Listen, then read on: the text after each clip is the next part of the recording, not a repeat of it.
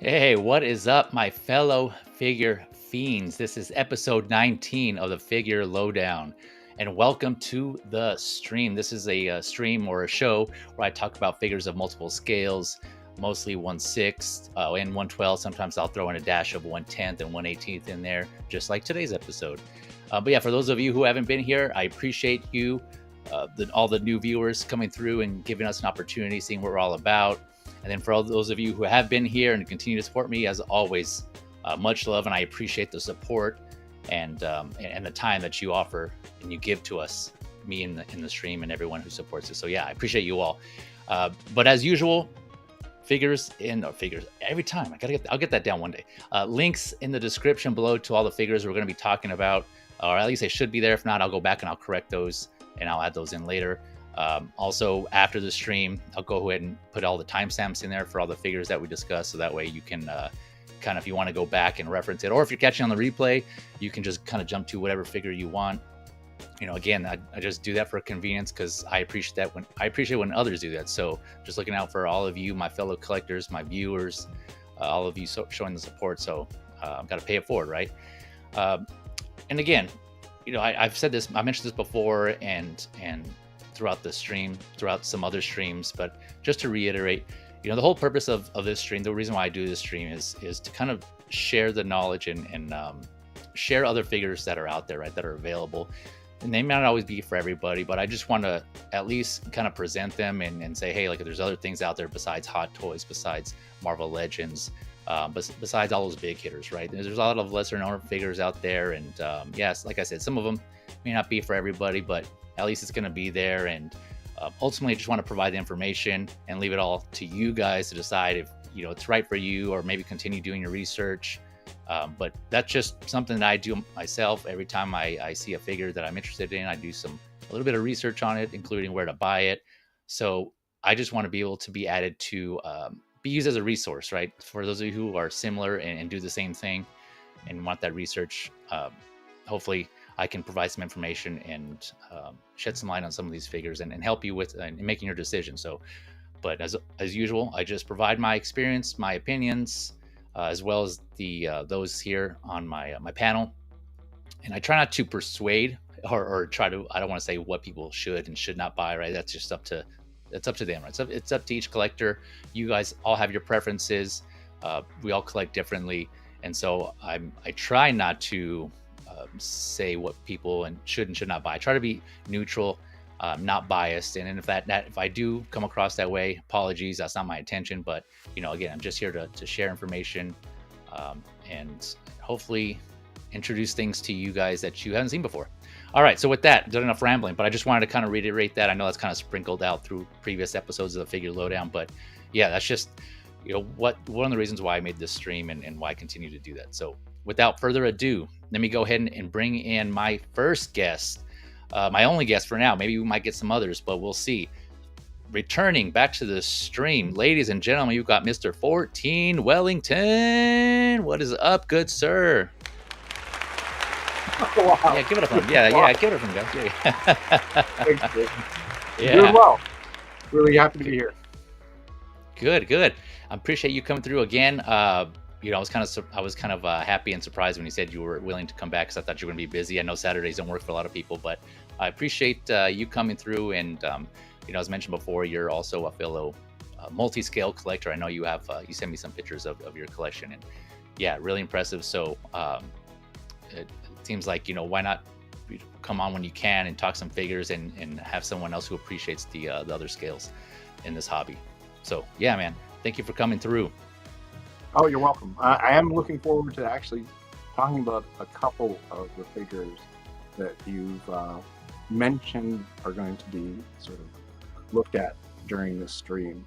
One in particular, but we'll get to it in good time. All right, sounds good. Yeah, and for those of you who let's see here, where was I going to go with that? Obviously, look in the description below. Yeah, go through and I'll touch on some of the things that I might be getting also. Let me know in the chat if how our audio is coming in. I was having some issues earlier this morning with the internet kind of kind of being choppy. So apologies if I drop out or if we drop out. I'll try to come back on. Hopefully, we're all good. But of course, let me know. I won't know until you tell me. So let me know how the video is or the audio is coming through, and I'll try to fix that on our end. So yeah, I got the music playing. Let me know if that's too loud or if any of our audios are off. All right. If your audio or you fall out, I'm changing it to 14's figures. Gotcha. 14's figures. Yeah, that's right. Or 14 Wellington's going to hold it down while I'm out. So yeah, he'll be the co-pilot if something happens to me. Appreciate that, Wellington.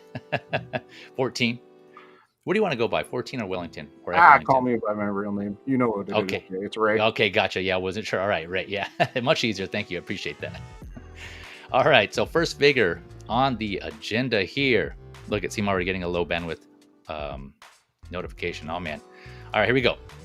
Of course, this one's been talked about. This came out this week, and I wanted to give my thoughts on it as well in case I'm not able to talk about it on other stream if I happen to pop in on someone else's stream. But yeah, so I think Ray and I are both excited for this one. I was really stoked about this one. So first, I just wanted to let me go through the figure here, and then Ray, we can talk about one of the I guess debatable topics is the price point as usual, right? So, but first, we'll get our thoughts on this figure. So, real quick, this is set to come out January to June of next year, so 6-month window. Sideshow usually does. Going up for $215 right now, and it is available for pre-order.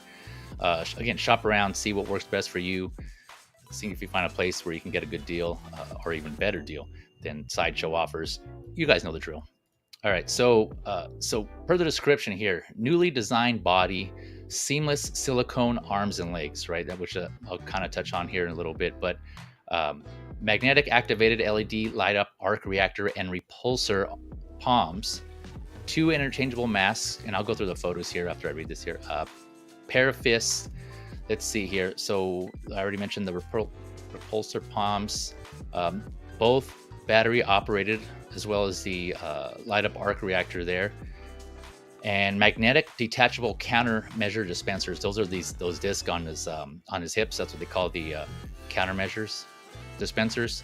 And then of course, as Hono has been doing, the comic cover figure stand. And so right away I was kind of surprised and not surprised. I was surprised that Hono actually / Hot Toys released this because, as some of you already know, they've done previous Iron Man figures, based on classic Iron Man, and I'll kind of do a comparison later. I was kind of going to be on the discussion point along with the price point. I'll show you some comparisons, but yeah, it was kind of a surprise. But then again, when it came out, I was like, of course, they would do this. It's Iron Man, but I think it looks good. The seamless arms and arms and legs, or arms and knees, elbows and knees specifically, are what really surprised me, because I don't think we've seen an Iron Man that has an articulated Iron Man, I should specify, that has seamless arms or knees and elbows. So I think that alone was like really cool. Silicone, I just read it was going to be silicone arms and legs. The big, obviously, factor on that is how that paint is going to be, or how that is made in general, right? If they just kind of painted over it with this metallic kind of high gloss paint, yellow paint. How they did that, I don't know. It's going to be interesting. That's probably what they did, but and also the magnetically activated LEDs. I know this is new for Hot Toys / Hono, but other companies have already implemented this. Some third parties, some other licensed or figure manufacturers, and I think from what I'm reading, model kits include these as well. But basically, since these countermeasure dispensers here, these are actually magnetic, right? And you would use either one of these, it seems like, to just kind of hover over the lights. So on the arc reactor and then each of the palms, and that magnetic inductance there will kind of trigger the circuitry in either the hands or inside the chest, and it'll activate the light there. And so the Heat Boys, Ninja Turtles, the Mech Turtles that I've mentioned previously on previous streams, Figure Lowdown, they have this implemented as well. I don't know if you remember the Mech Turtles. They come with it's shaped like a pizza, but inside there's a magnet, and if you hover it over their helmet or their head, the lights turn on. In Michelangelo's case, he comes with the motorized Gatling gun. So same thing, if you get that little magnetic pizza accessory and just kind of hover over the right spot on the Gatling gun. It'll activate it and turn on. So this has been implemented in other figures and other items. But yeah, this is Hot Toys / Hono's first attempt at doing it. So I'm going to go ahead and stop there and give Ray a chance to speak. I've already spoken enough there. What do you think about this, Ray? What are your thoughts? Oh, day one pre-order. I saw this mentioned by one of the other figure reviewers that I sort of subscribe to on YouTube, and he had put it up as a, hey, this is on one of the toy stores for pre-order. And I looked at it and thought, well, wow, that's a pretty cool 1/12 scale, seamless, right? Because the YouTube channel is actually one that specializes in 1/12. But then I learned it was 1/6 scale. It was Hono, and I was sold. Like, I mean, I then started looking at some of the photos. There's one photo, if you go to it, the one that sort of, that one. Go back. This one. Where it's redoing the actual comic book cover. Yeah, here, let me go to a better photo. As much as I love the other Iron Mans that are die cast and have that kind of robotic or jointed look to them, right? Yeah. This is the Iron Man I remember from when I was a kid reading comic books, right? And they have come out with, I think, the Tiger Stripe Wolverine and a Magneto, I think. Yep. Right? And then the brown suit Wolverine. Yep. Is this their fourth one? Then there's the black suit Spider-Man. Oh, there's right. The cloth black suit Spider-Man. Right. Yep. Okay. And then this one. I don't remember the Magneto having a metallic sheen that's as sort of sharp and shiny as this Iron Man. And I'm not sure if I'm misremembering. Is his suit cloth, or is this the first time that they're really making a sort of, it looks like metal, but it's actually silicone rubber? I think, let me see here. Yeah, I think that might be the case. So he has some cloth, Magneto. Right. Yeah, it looks like the collar, the collar with the here. Let me just share this screen real quick.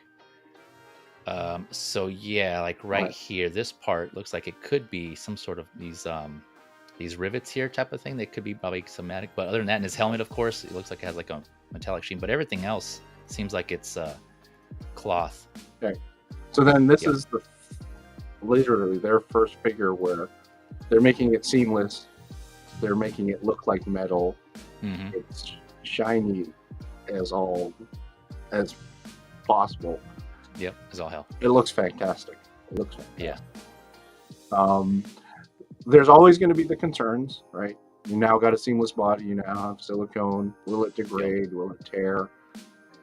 I was just watching a previous live stream that one of the people had mentioned, well, what will this metallic paint be like? And will it be able to withstand a lot of flexing and posing, because paint isn't very flexible? That's kind of one of these things where we're going to have to wait and see. I'm hoping that the paint is actually sort of baked into the silicone, right? Oh, okay. So that it's not a layer of paint on top of silicone, right? But rather, like, the silicone itself is that colored. Now, again, whether or not I'm dreaming, or that's a pipe dream, who knows? But part of me is hoping that, even though this is a introductory or base level figure, entry grade, entry level. There you go. Thank you.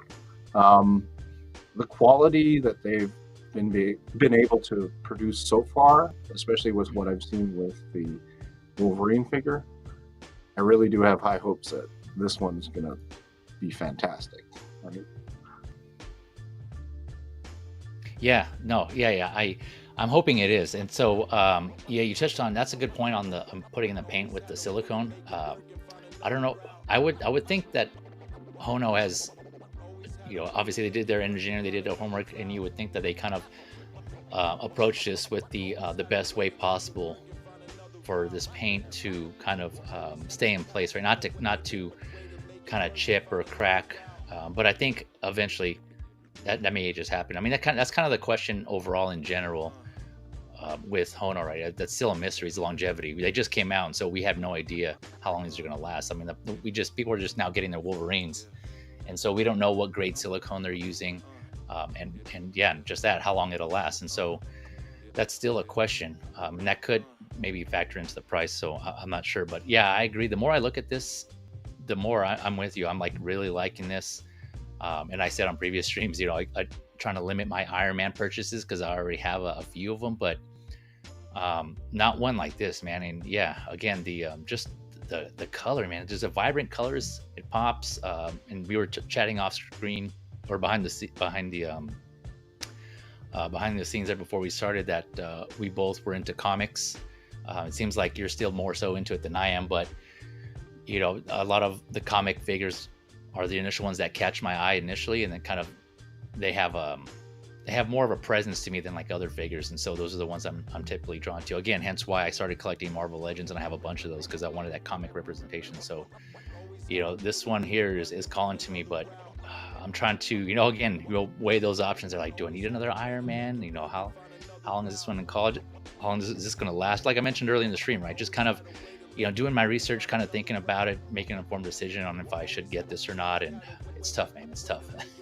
But real quick, before we touch on some other items on this and the price, let me address the chat here. I think we've had a few minutes already in, so we got some people coming in here. Of course, Tyria in the house. Audio is good so far. Appreciate you confirming. Thank you for coming through, Tyria.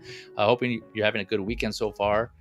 I hope you're all having a good weekend so far on this Labor Day weekend here in the States. Do you guys have Labor Day weekend up there, my fellow neighbor, Ray? Yeah, this is a long weekend for us as well. Okay, gotcha. Yeah, I wasn't sure how far that Labor Day extends. I don't know if that's worldwide or what. I didn't do my research on that. Action Figure Academy Mike in the house. What is up? Ricka, DJ Mike, Action Figure Elliot. Yeah, I just messed it up, didn't I? What is up? Thank you for coming through. Hopefully you're doing well as well, my friend. Let's see here. Tyria is saying, I don't collect Hono, but this one is my favorite of the Hono line so far. Yeah, man. I wouldn't be surprised if a lot of people feel that way. And that's what I'm hearing too, the consensus is. But I mean, yeah, we'll see how it comes out, right? It's always a question of the final. But yeah, man, I agree. It's looking really good. P Rockzilla Proc in the house. Sup, fellas and collectors in the chat. What's up, man? My guide. Hopefully you're doing well so far. Hopefully you're feeling okay this morning. A great stream last night on LWO. If you guys haven't got that, be sure to catch that on replay. That was a funny one.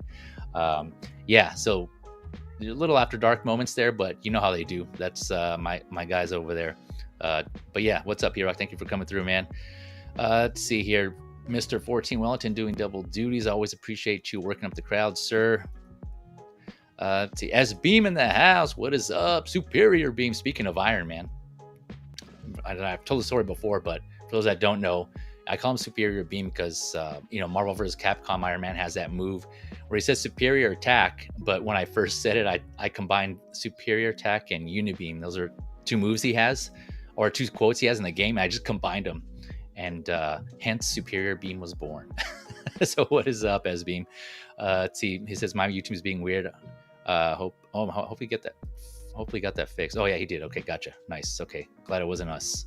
Kind of worried there, but yeah, let us know. Like I said, if any of you hear anything weird on or if our audio cuts out. Let's see here. Action Figure Academy. Oh my God. Oh yeah, he's commenting on S-Beam's audio. We're losing S-Beam. Uncle Rizzo in the house. I've always wanted Gene Colan with 6 scale iron. Looks great. Yeah, Gene Colan style. Oh, is that an artist? I'm guessing. Gene Colan. Am I saying Colan? Am I saying that right? I probably just messed that up. Colan. I straight up just said Colan. Yeah, don't say Colan. Yeah, I know. I shouldn't have said that. Uncle Rizzo, you have to school me here. I'm not familiar with that person. I should know, but yeah. Again, like I mentioned, I was into comic. I wasn't we'll touch on this later, but yeah, there was a period where I was reading comics, but I couldn't read them all, right? So there's some gaps in my my knowledge there. So yeah, please school me if I first if I said that right, which I'm guessing I didn't, and if confirm if that's an artist or an author or not. Sure, let me know. But yeah, he says this 6 scale Iron Man looks great. All right. So going back to this here, yeah. So I mentioned it comes with 2 masks, right? There's the V style mask, and then the round one that we've seen here. There we go, the more rounded one, the kind of M shape. You got the M and the V there. But yeah, this looks really good. Again, yeah, I think this is the first seamless in general, like you were just touching on, Ray. First seamless Iron Man in general.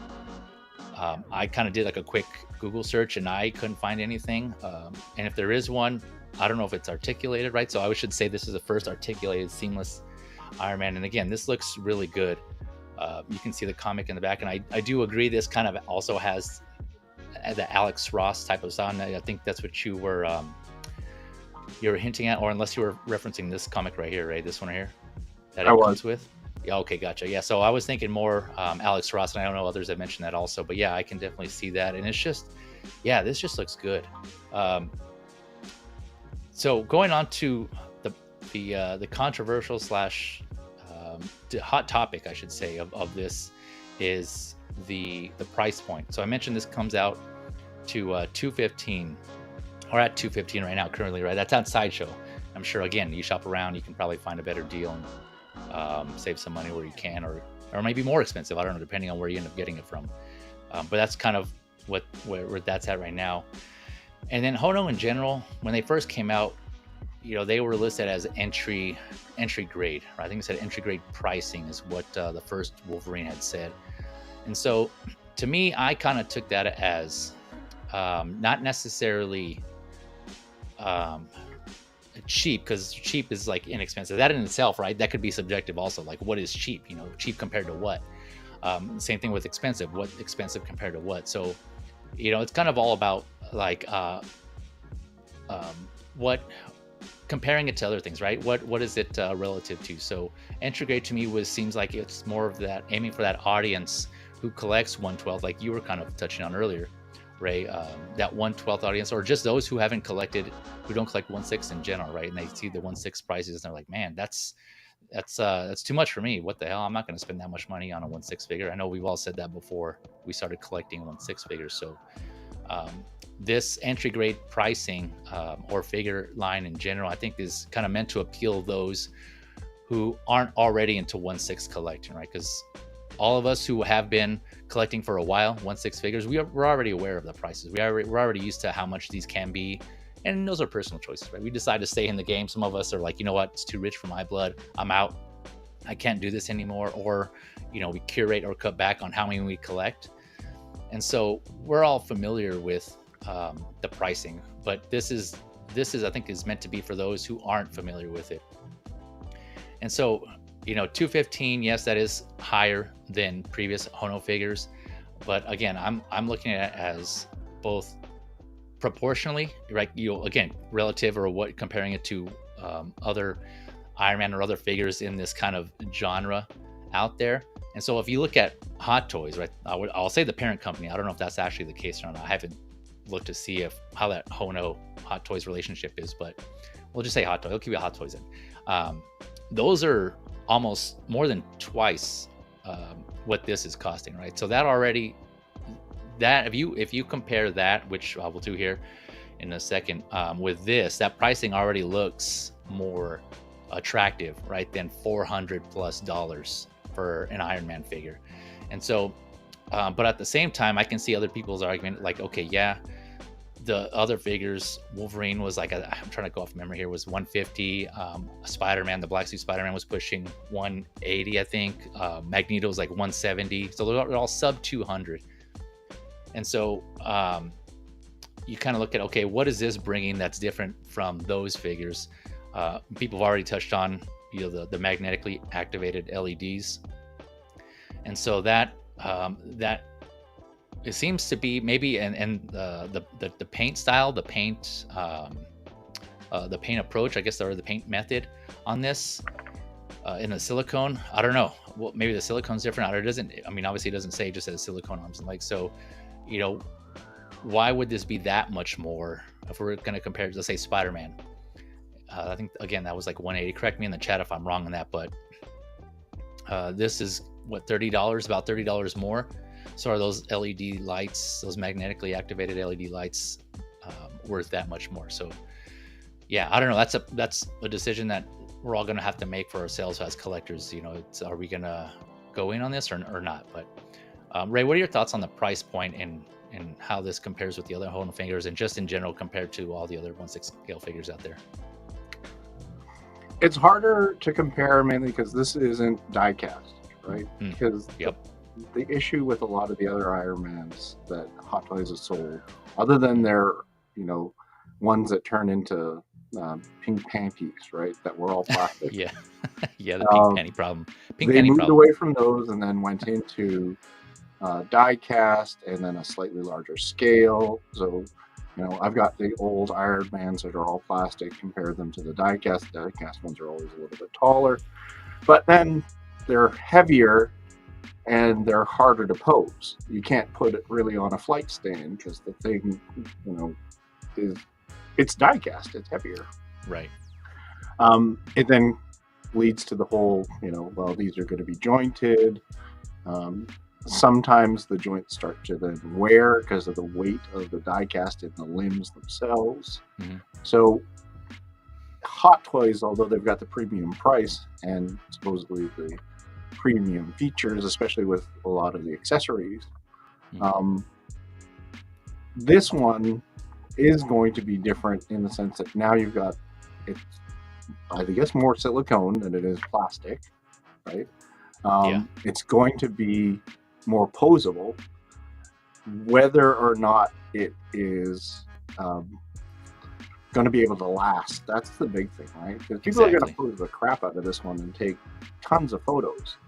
But if it tears within like a month, then this is going to be a big failure, right? People are going to be like, right. You know, the one I can compare it to is, there was, I can't remember which company it was, but there was a Bill and Ted. There was I think a Bill and Ted figure that had silicone arms, right? And people barely bent the arms, and then the silicone tore within a month, right? And now you probably can't even give away those figures. I think I'm not sure if it was Blitzway or not. Yeah, I was gonna say Blitzway, but yeah, let us know in the chat who did those Bill and Ted figures that Ray's But referring if to. this Hono figure does that, which I just don't think that's going to be the case, at that point it would be one of these, you know what, this wasn't worth the $215 that everyone paid for, right? Yeah. But if the opposite is true, and I'm hoping it's that case, because the Wolverine figure so far has been pretty fantastic, right? Yeah. I haven't heard any reports of anyone's, you know, elbow from their Wolverine busting open. Yeah. But if they're able to use the silicone, have this seamless feature, bake in the paint so that it doesn't flake or crack or it fade into pink, right? Yeah. Then, you know, I think, in my opinion, it'll be worth it. Now, don't get me wrong, this is still they're still reeling us in, and this is going to be price creep. And I'm seeing people in the chat going, you know what? Don't get fooled. These are going to like skyrocket in price. Right? That's business. They want our money. I used to scoff at a Hot Toy that was over $300. I'd be like, why would I pay more than $300 for a Hot Toy? Now, $280, $300, that's about what they're hovering at now. And so we're looking at these ones which were sub 200. Now you've got one that's gone over 200, but it's got some slightly different features. Like you had mentioned, the magnetic light up feature. That's one feature that I'm a little concerned about, because there's got to be batteries, and where are those batteries going to be put, and can you even replace them? What Yeah. kind are they, right? So Because it would go kind of ahead. suck to have the lights not be very bright, right? Yeah. And that's one of these things where we're going to have to wait and see. Yep. It would also suck if the lights, literally died within a month of use, or hey, you keep the thing on for about 20 minutes and then it just dies, right? So Yeah. this is one of their ones where I think it's almost going to be sort of if they're successful with it and they're able to, not have the silicone tear, have the color not fade or change or flake, have the lights actually be bright enough and last long enough, and likewise somehow be able to replace the batteries if you're able to, because I have no idea how they've worked the batteries into this figure, right? If they're permanently fixed into the silicone, well, once the batteries die, then you're kind of done. Mm-hmm. Although the figure will still look cool, it'll be somewhat of a disappointment, because then you'd want to be able to light it up again, but you can't, because you can't get access to the batteries. Right? So that's another question I've got about this figure. Don't get me wrong, though. I've still ordered it. I mean, I'm getting this one. Yeah. Just because it looked fantastic. Yeah, I'm close. I'm still on the fence. I'm still, like I said, weighing my options here and deciding. But yeah, to touch on the battery part, I had those same concerns, right? So the removable part is, that's a question for me, right? Are these going to be removable? Because they haven't really specified that. But I do know that they're obviously going to be installed already, right? They're going to be in there. And so the ones that I've seen before that were magnetically activated, they're like these little type of pills.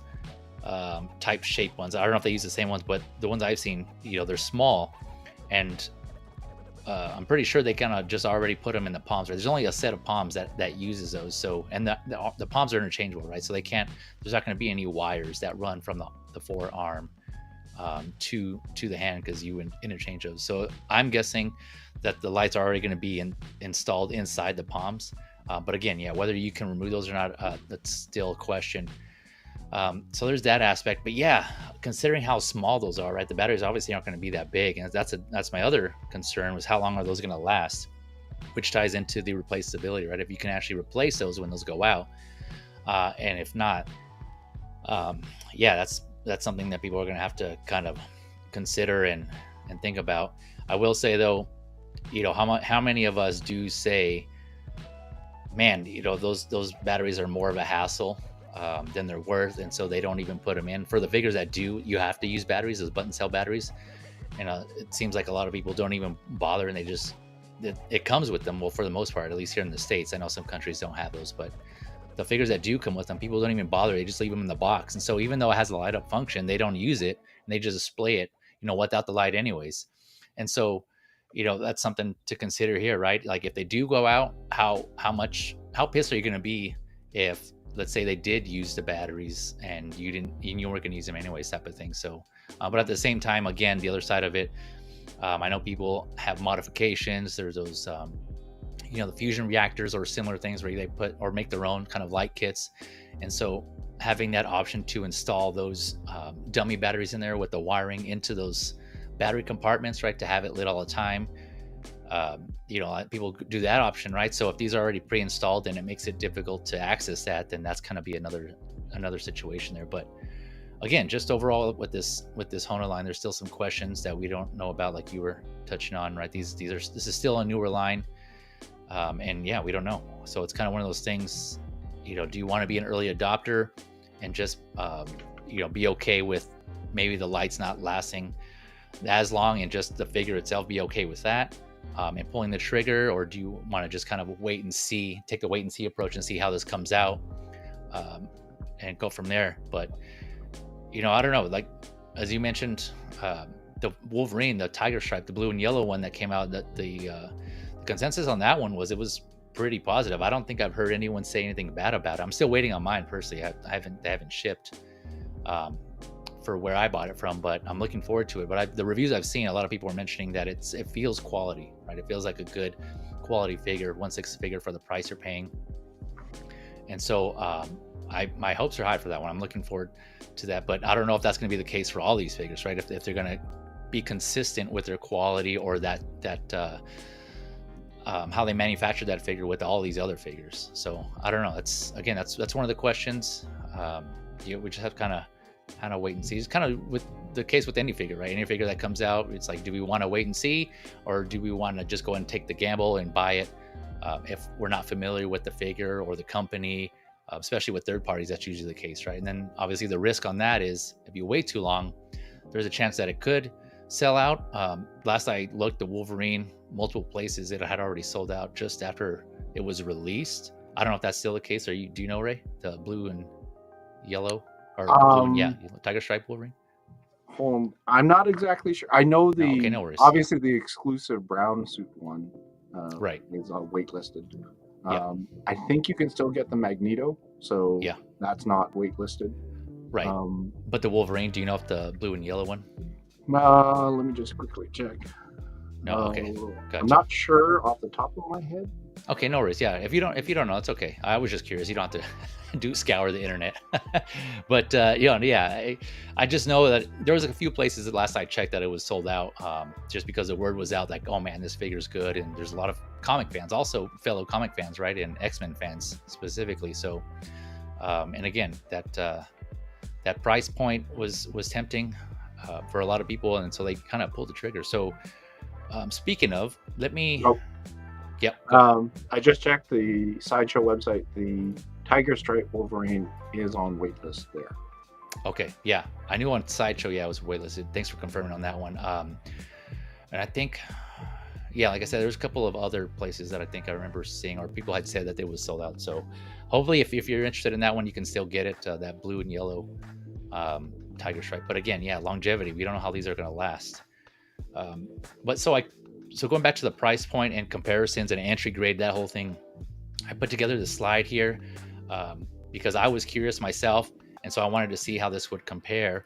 And so here we have, let me see, let me try to, I can make it bigger here. That's right, I can do it now. I'll just leave it here for now.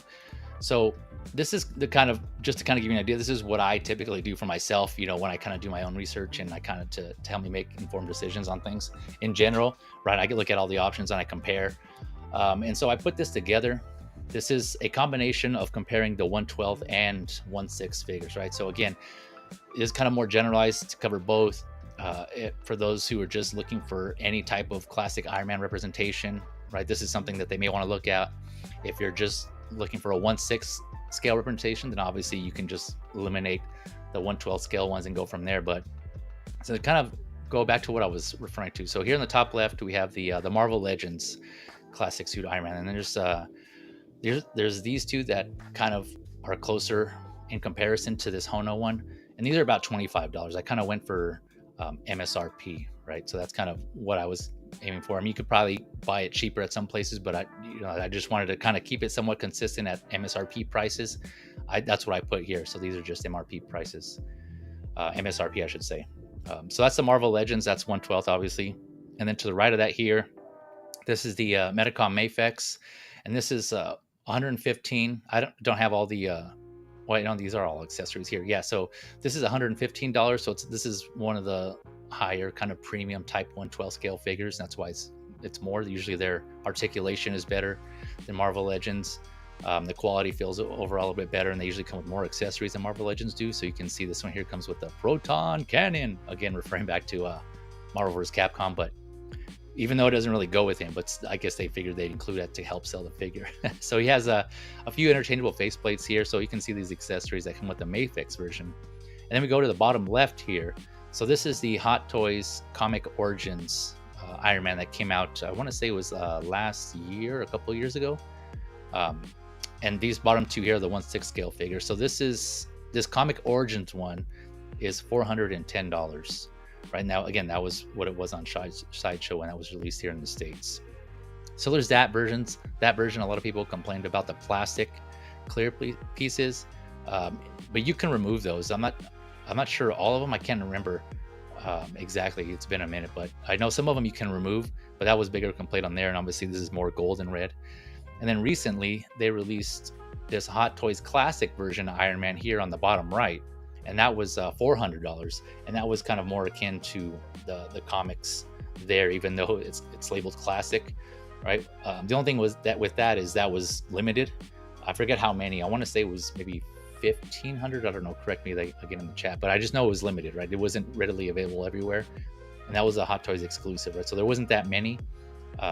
So if you want this one and you want to go try to find that one, you may have to end up paying some secondary market prices on that one. Not sure, but this is just for comparison's sake, right? Just to kind of show you. Mhm. So those two Hot Toys figures, $400 plus, right? And so now here comes a new challenger. You got this Hono I put Hot Toys. I just realized that. Yeah, Hot Toys Hono. We'll just kind of, for argument's sake, say they're they're part of the same company. But $215, right?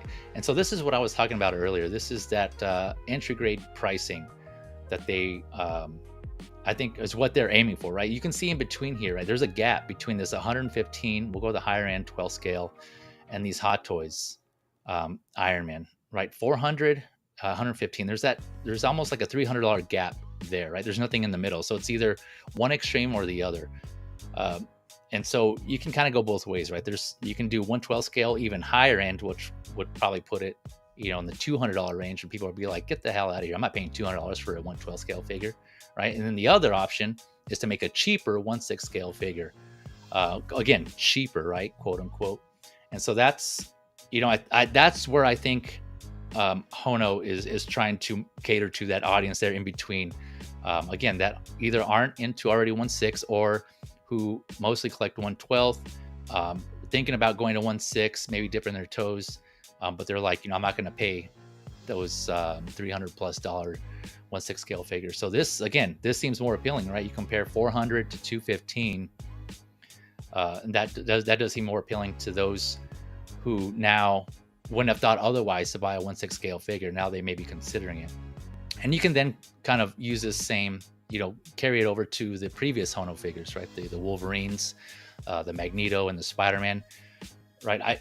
And even those would be more similar in price to the MAFEX. So now you're even looking at more of a smaller gap between 1/12 and 1/6, right? So yeah, the Hono Wolverine, Spider-Man, they don't come with a lot of accessories, right? So then you're paying more for the size and maybe the materials that it comes with compared to these 1/12 scale figures, right? That do come with more accessories, depending on which manufacturer you go with, but for not that much less, right? So again, it's just kind of looking at it, relative to, I guess the other figures out there, right? The other companies, and just its price is all relative. That's all it is. And it's obviously, it's kind of, we all see what worth is differently. What something is the worth of something. It could be different for everybody, right? So it's just again up to all of us to decide if we want to spend our money on this. Do you think $215 for this Hono Iron Man is worth it to you? If not, then obviously you just don't buy it. If it is, then you pull the trigger and bam. And I'll kind of touch on that point later on here when we talk about the McFarlane Spawn. That's a teaser there on what's coming up. But yeah, so again, I just put this together kind of to show what I was referring to and what I think they're aiming for. There's just that gap in between 1/12 and 1/6 collectors. And like you mentioned, Ray, that you were on I think you said you were watching a YouTube channel or somebody's Instagram who's normally a 1/12 scale collector, talk about this. And yeah, same. I've been seeing people who I follow in the 1/12 community, right, who are also content creators. They're excited about these Hono figures, and some of them actually purchased them, and they're kind of doing reviews. And so that kind of then further supports, like, okay, they're looking at coming from 1/12 and breaking into that 1/6, and we all know how that goes, right? You buy one, you're like, okay, this isn't so bad. Maybe I'll get another one and another one. That just keeps adding from there. So yeah, a whole lot of words I just threw out there in like the past few minutes. Ray's all, what the hell? No. Yeah. What? Any thoughts on any of that, or on any of this? Any additional thoughts on this? Yeah. So one thing that I can say about the Hono figures versus the other ones, where, like you had said, there's a little gap between like a $115 MAFEX figure, which I want to ask you, Do you think that that MAFEX figure is worth $115? It's a 1/12 scale figure. Now, MAFEX is a little bit on the higher end for 1/12. Yeah, right. But remember, it's a piece of plastic that's only about 1/12 scale, so it's only 6 inches. Right. It's got joints. It's not high-end silicone, it's just plastic. Right.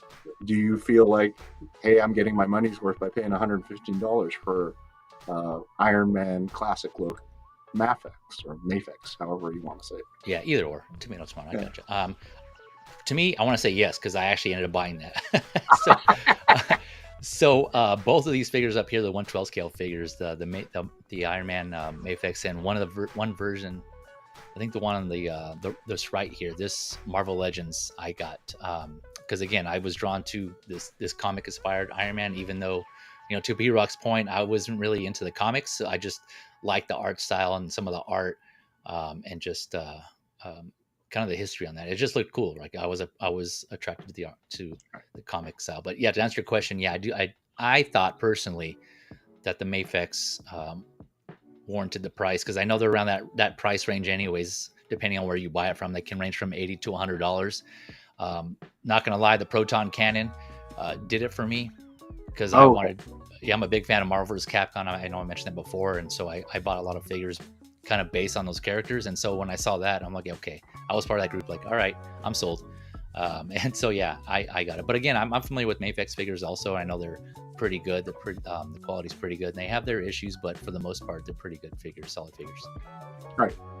So then the way I see the company working is they are trying to attract collectors who are breaking into 1/6 scale, right? So right. A lot of us who are already in 1/6 scale, what is our major complaint? Ah, man, I'm running out of room. Right. We're almost having to tap out. Yep. So some of us are like, well, I already have, and you mentioned it yourself, Jay, I already have a representation of Iron Man in my collection for 1/6. Do I really need this Hono, right? Yeah. Well, hey, everyone has to answer that question for themselves. But if you're a 1/12 figure collector who's paying $115 for a 1/12 scale Iron Man, and then you see this thing and you go, well, maybe I just don't buy 2 MAFEXs in the future. I save up and then I get this Iron Man, right? And then we've already got a Tiger Stripe Wolverine.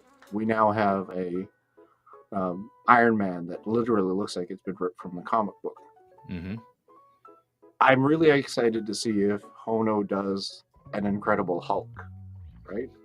And then if they do a Hulk that not only has the, somewhat posable, seamless, you've already got what would amount to, because I remember there being a comic book where Iron Man fights. Well, everyone's really fought the Hulk, but there was one comic I remember when I was a kid, I've read I fought the Hulk thousands of times. It was Iron Man versus the Hulk, right? Yeah. And then of course everyone knows that it's going to be Wolverine versus the Hulk. Honestly, if they release a Hulk that looks like it's been ripped out of the comic book, right? I see then more people going, well, I've already got this one. I didn't buy 2 MAFEX figures. I bought the Iron Man instead. Now they're coming out with a Hulk. You know what? I'm just going to move away from 1/12 and into 1/6, right? Yep. And you're feeding the machine again, right? Yep. Whereas the rest of us who are like, well, I've got 18 Iron Mans. Do I need this one? No, I don't need it, right? Yeah. We're not we're not the demographic that they want, I think, for Hono. So, right. But the other thing for me was that, and that Hot Toys classic looking Iron Man with the Tony head sculpt, that was limited to 1,500 units, at least in North America through Sideshow. Got it. Okay. So there's the exclusivity of that one where people will have missed out, right? Hey, I want a classic comic book representation of Iron Man in my collection. I missed out on the Hot Toys classic one. That one for me though kind of felt a little like a cheat because all it really was a repaint of the Hot Toys Comic Origin one, which everyone had. Well, not everyone. A lot of people had issues about because it wasn't a per se classic look from the comic book. It had that weird clear plastic that, yes, I know you can remove it, but what everyone wanted was, you know, yellow, red, not clear plastic. And then a lot of people ended up modding it and painting the clear plastic red, which then, in my opinion, whenever I saw those customs, the figure looked so much better, right? Oh, did it? Okay. I haven't seen those. Yeah. But Hot Toys then says, well, let's buy into that feeling and we'll just repaint it ourselves and then release it as a Hot Toys classic, and we'll throw in an extra little bit with the, you know, Tony Stark comic book head sculpt, right? It's great, but, and I'm not knocking anyone who's gotten that figure. It's a great figure. Any of them, the Hot Toys comic origin ones, Hot Toys classic one. But for me, they didn't fit the bill for, well, you know, the paint jobs don't appeal to me. Like the Hot Toys classic one, which was exclusive, the paint felt a little flat to me, right? It wasn't shiny, or as shiny as the gold and a red one that had the clear plastic on it. But as soon as I saw the Hono one, I was sort of like, well, this one looks like it's just been ripped right out of the comic book. Yeah. It's got everything that I kind of liked in figures, which is, hey, you don't have the joints. Hey, it's not die cast, so this thing should be relatively posable. Although I've also been told that the Honos aren't light. They're not like cheap, which was one thing that everyone was all concerned about. Like, this is going to be like hollow plastic, right? That's what Hono is going to be. That's how could they possibly sell it for that cheap? Yeah. Something's got to give.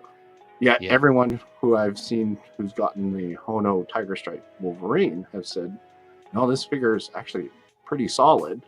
It's kind of a little on the heavy side. So I'll have to see when the Iron Man comes in. Hey, is it also too heavy to put onto a flight stand? Yeah, right? That's true. Yeah.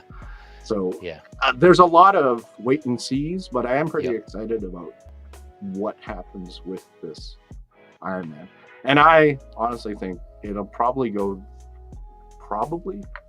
the way of the Tiger Stripe Wolverine and probably go weightless pretty quick. So I didn't want to take the chance, so I pay one pretty much. I'm kind of thinking too, so I probably should make my decision.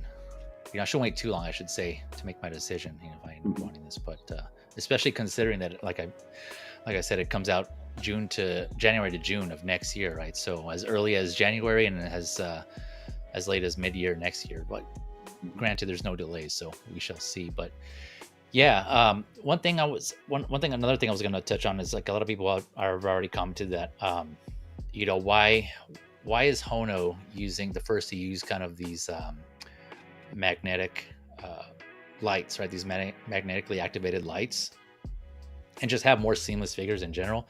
And, you know, whereas Hot Toys isn't. And so I was kind of wondering that too, right? That's a good question. My thought is, you know, a lot of people were thinking that just because this is a newer line, so they can kind of take those early risks and do those kind of trial and errors to see how it works out, which, I mean, that could be true too. My thought is, you know, Hot Toys has already obviously been around for a while. They already have a system, a process going. And so it'd be hard to change, to make adjustments like that on a large scale, right, to figures that they're already making. They would have to change, you know, I'm guessing some molds, some way, because, you know, the way, you know, for instance, here the hands, right? We just mentioned that the lights, although we're not entirely sure how they're going to work in the hands, how long they're going to last, the batteries, how big they are, or, you know, if you can remove them, right? So, but there's some thought on that, and they had to do some sort of new manufacturing process for those hands specifically, right? Whereas I don't think that's the case and other Hot Toys figures. Correct me if I'm wrong. I'm kind of going off of memory here. But it's the way this is engineered. I don't think there's any other Hot Toys figures like that. So in order to do that for Hot Toys, right, to change that up, they would have to kind of either do new tooling, make new molds, or whatever, right? Which obviously is costly. It's going to cost them more money. And so that kind of, rather than do that, they're like, okay, we'll just kind of come up with this other line and implement some of these newer features in here, and also, you know, try to target a new audience. So there's kind of a lot going on there. And so I think, you know, they're trying to be strategic on their end, right? Trying to see how they can implement this. And I kind of harken it back to this. Made me think of that movie Tucker. Have you seen the movie Tucker? I think it was in like 1988. Jeff Bridges, he was a automobile manufacturer. Are you familiar with that? Yeah. Yeah. Right. So yeah, he had an idea for a car, right? And he was going to come out with this vehicle, and it was going to have all these advanced safety features. And if you haven't seen it, I suggest it. It was a pretty good movie. I actually saw it when I was in school a long time ago, but it was still interesting. It still stuck with me just because, you know, what happened. It's based on a true story, right? So, but yeah, he came out with this. He wanted to make this car advance, but then he started getting pushback and interference, among other things, from the big three at the time, the big three automobile makers in Detroit. And he was also in Detroit, and they were kind of speculating, or they were worried that if he came out with this car, in order for them to compete, they would have to do something similar, right? They would have to go and kind of change their whole not process, but change how they were making cars, right? Which was gonna cost them a lot of money, because they'd already pushed out all these cars, and they had their system going, and they were in a rhythm, and they already had their setup and their manufacturing process. And so they're like, crap, you know, we got to do what we can to kind of stop this, because we're going to be asked out. It's going to cost a lot of money to do that. And so, you know, there were some other things that were going on, but, you know, they try to make it a point to make sure that he didn't succeed. And ultimately, you know, spoilers, he did, which is kind of sad, but you can watch and see what happens and why that was. But he ended up only making like 50 cars. And yeah, his company ended up going bankrupt. So it kind of sucks, but it kind of just shows you, you know, how big companies like that and how they kind of overshadow like the smaller corporations, and just like the adoption of newer technology. And we see it in iPhones too, right? iPhones are another good example. They're kind of behind on what the technology they adopt compared to, like, say, Samsung. Some Samsung phones have or Galaxy phones have newer features, quote unquote. They get those features first, and then iPhone is kind of a later adopter. So that happens in a lot of other aspects. And that's how I see Hot Toys, right? Hot Toys is slow to adopt. You know, they just barely got USB lightsabers and USB activated lights for other things. And people are like, finally. But, you know, they're still not as bright. The lightsabers are still kind of dim, and they're like, what the hell? They barely light anything. Some Iron Man are still using batteries. And so they're just really late to adopt. But I think it's because it's going to cost them a lot of money to make those big changes. And so, yeah, that was a long-winded explanation there, but yeah, why I think they haven't yet. But again, just sharing information and my thoughts on that, on why that is. But I don't know. Again, I'm just speculating myself. Yeah, so let me address the chat here. I know it's been a minute. Sorry, I didn't want to forget you guys. Again, appreciate you all for coming through on this Saturday. Hopefully it's a fine, beautiful Saturday where you're at. It is here in Cali. It's going to be warm today, so hopefully you guys are enjoying your weather and just enjoying your Saturday here. Yeah, P-Rock saying not many were into Iron Man comics, so you're good. Yeah, thanks, man. Yeah, I'm guilty of that as well. Yeah, I wasn't a big Iron Man comic reader, but I did like the art. The artistry is mostly what I collected comics for. I read some here and there, but mostly it's just the art. I really appreciated the art. Action Figure Academy is saying classic Iron Man is my favorite Iron Man design. Yeah, man, timeless. I don't blame you. Singing his song, Action Figure Academy here. Don't be fooled. This is Hot Toys Light. These figures will be Hot Toys prices next year. Yeah, I mean, I don't argue that this is most likely. Again, I don't know the actual relationship. It seems like Hono is just a sub company, subsidiary of Hot Toys, kind of like InArt is to Queen Studios. That's my take, but I haven't confirmed that. Let me know in the chat or in the comments here if you guys actually have confirmation that that is the case. I know Hot Toys kind of advertises them and promotes them, so I presume they are, but I don't know for sure. Thrawn's office, TO in the house. My guy, what is up? Hello there. I appreciate you coming through, man. And I think I saw him mention it here earlier today while he was out. Yeah, he says he's been around, just a little busier than usual because he and his family just had another baby. Shout out to TO. Yeah, I was kind of holding out on saying anything because I wasn't sure. But yeah, now that it's open, congratulations, man. Hope you and the family are doing well. Thank you for coming through and spending the little time you do have awake in your waking hours with us. So yeah, man, hope you guys are doing well. Tijuana Mike, aka King Churro in the house. Good morning, gentlemen. What's it? Yeah, good afternoon to you, sir. Happy Saturday, and a happy Saturday to you too, man. Hope you're doing well. Appreciate you coming through. Let's see, Kenny Lang in the house. I feel like these figures going to be super underwhelming once revealed in person. They might. That's still a possibility, right? I just, like Ray and I were mentioning earlier, we've heard good things about the Wolverine. That's the consensus on that's been pretty positive. So hopefully is the case with the others. You would think they would be, right, if they're using kind of the same manufacturing process, the same silicone, but I don't know, if not better. But we shall see. You're right. There's a chance they could be underwhelming when they come out, but to each their own. Let's see here. Where we at? Everyone giving congratulations to TO, of course, man, for the new edition. Yeah, thanks. Everyone showing your love. Appreciate that. Good job. Good job. Good job. You did well. You did well for having that baby. I was gonna say, yeah, congrats again.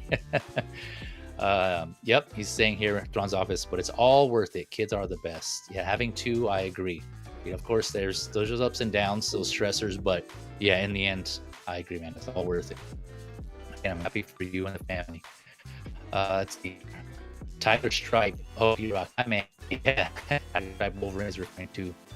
Kenny Lang's asking, is Hono only Marvel or is it also DC? As of now, it seems like it's only Marvel. When they first came out, I got another low bandwidth notification. So sorry, guys, if I'm cutting in and out. Ray, get ready to take controls if I drop out.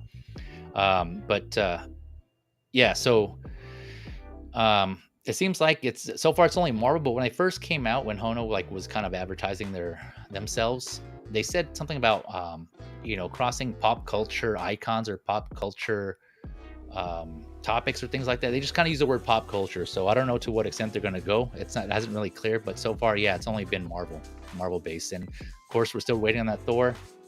But I would just say, personally, just take your time, get it right. Maybe there's working on some things. I'm all about in general.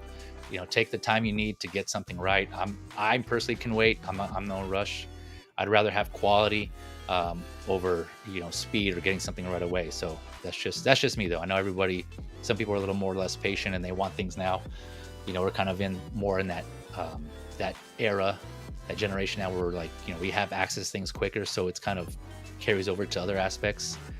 But yeah, me personally, I'm all about just get it done right the first time and release it when you're ready.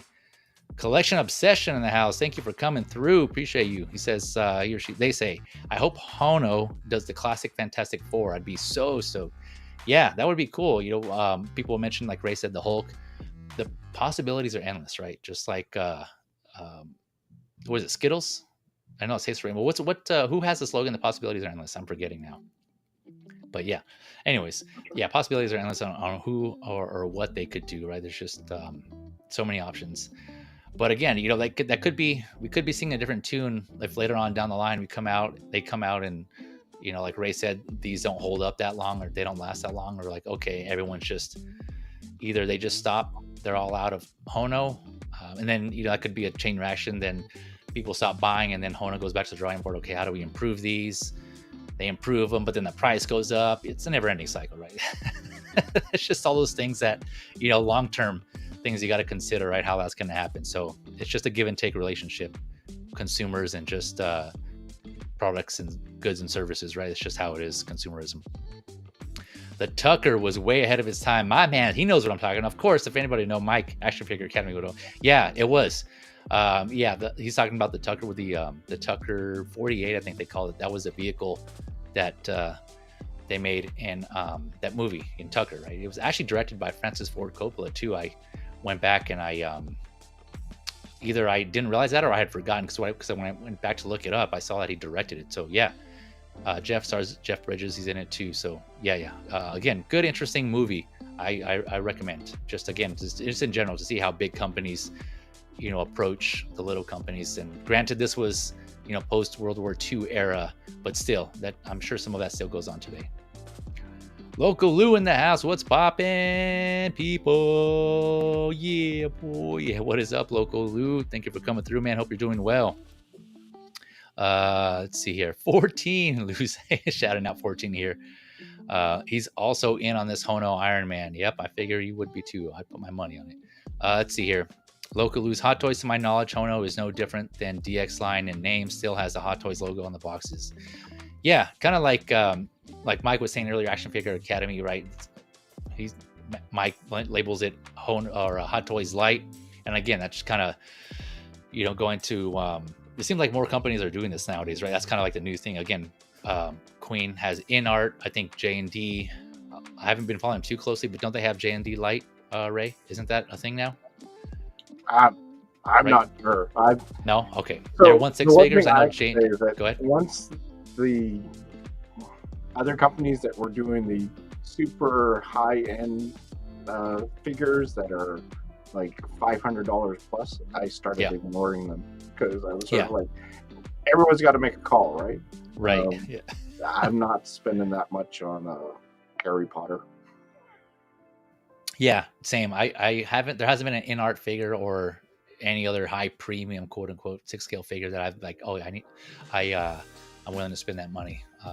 But I don't know. There hasn't been one yet, so that could change. That's still a big what if. But yeah, so apparently, J&D is, I should say, doing 1/6 scale figures. But again, I haven't followed them too closely, so I think they have like this standard line for their premium figures, and they have a light, and I think they're actually labeling it light. But again, correct me in the chat or in the comments if I got that wrong, but I do know I have like there's some multi tiers there. So again, it seems like Hot Toys and Hono, that's kind of like the same thing going on with that as well. But we've seen that in other aspects, right, in other areas of business as well. So that doesn't really surprise me. But like I keep saying on all my other previous streams, options, right? People are like, okay, yeah, if easy to get it, shut the hell up. But I'm all about, again, options. It healthy for the consumer. Yeah, there's a point where you can have too many options and then you get overwhelmed. But obviously better than just one option, right? Because if you only have one option, like we were talking about last week, right, the Mondo Lino, right? Right now, that's the only 1/6 scale figure, Thundercats figure that's available at the moment, right? That you can pre-order and that is coming out soon. So they are cornering that market right now, and so you kind of have to, if you want that figure, you got to pay that high price. Or if you're like, no, forget that, I'm skipping it, then obviously that's your choice too. But if we had more options, that could be another game, another ball game, like the Catwoman, the 1/6 scale Catwoman. There's multiple options coming out for that, and that's going to help collectors there go with which one they help them a little bit more on whether they want to go more for price or quality or something in between, right? A balance. So I've just more options the better, in my opinion. It just helps everyone out. It's win-win. All right, so 223 tone. I don't know if I said that, 223 tone, 220 22 tone. Sorry, I don't know how to order that, but yeah, what's up? Thank you for coming through. He says, bro, have you seen the new Spider-Man 2099 Marvel Legends? They're saying it's bad. I think, are you referring to the oh no, okay, the one with the head sculpt? Yeah, I think I did. And I think the proportions are kind of off, but I don't know. I haven't really looked at it too much just because I already have the Figure Arts one, so I didn't even bother with the 2099 Marvel Legends. But yeah, on a quick glance, it kind of looked odd. It looked weird, but yeah, I'm not sure on that one. This is the animated version of the 2099? Oh, yeah, actually, that's a good question. I don't know. They didn't specify. Is that 2099 Marvel Legends? I want to. I assume he's talking about that one because that's the newest one that was released recently, or not recently, like announced, I should say, because they announced another wave of the Across the Spider-Verse figures, the Marvel Legends. And so I presume that's. But let me know. 223 tone. I'll say tone. Yeah, sorry if I'm messing that up. But all right, so yeah, real quick. I know we talked about this to death on this one, but the last thing I wanted to touch on, we spent almost like an hour talking about this, but yeah, I knew this was going to be something we're going to be on for a while, but again, as far as like this being a surprise, initially, like I said, I was, because we discussed and like I showed, they have other Hot Toys has other variations of the Iron Man, but those are more expensive. But then when this came out, I was like, okay, well, yeah, duh, right? Iron Man's big across the world. I know some people are tired of Iron Man. P-Rock, I'm looking at you. You're like, oh, another Iron Man. So some people are, but it seems like the majority of people are not.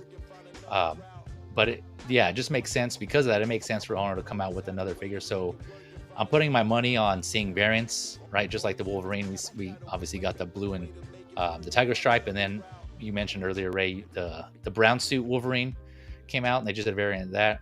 So yeah, it only makes sense they would come out with figures that they can do multiple variations, right? Just reuse the same sculpts and kind of change up the paint. And so I wouldn't be surprised if we saw a stealth suit on this one as well. And just other like silver Centurion type color schemes. And yeah, they can just keep going with this, just like they already do with Hot Toys, right? But just now do that in Iron Man. So keep that. They could, but I hope they don't. I honestly, just do this one and then move on, because the one thing everyone complains about for the Hot Toys is, and if you're an Iron Man figure collector, hey, you're happy, right? Because hey, there's yet another version of an Iron Man. Yep. But the one thing everyone keeps talking about, at least in the 1/6 community that I sort of listen to, is, hey, can we maybe move on to another figure or another property, or get some variety, right? Yeah. And so what I'm hoping Hono does, and this is just me, is, hey, we're like a introductory level, but you're only getting one version of a character, right? And then that's it. And we're going to move on to another character so that we just keep changing things up. Now, I understand. It's not cost effective because, hey, you got the molds already. All you need to do is a repaint, and you're raking in the money again. But on a personal level, I'm kind of hoping that this meet Hono is a game changer, in the sense that we're making one figure, we're only making one type, and then we're moving on. Granted, though, they've already botched that because, well, we've got a tiger stripe and a brown suit Wolverine. Right. Yeah. No, I see where you're coming from. A lot of people agree with you as well on that one. We hear it all the time again with Hot Toys as well, right? Another, like you were just saying, like rather than doing another Iron Man, another Spider-Man, another Joker or whatever it is, or another Batman, why don't they do something else? And so, yeah, I can kind of see that argument. And to some extent, I agree with that also. But I'm also personally a fan of the variants, just because some of those I usually kind of tend to gravitate more towards, just because they're different, right? There's just like something different. And so I wouldn't be mad if they did, personally, if they did variants of this. I'm kind of expecting it to. I'm not saying they will, but I'm kind of expecting them to, just like you touched on, right? There's money to be made, right? There's just, Iron Man's huge across the world.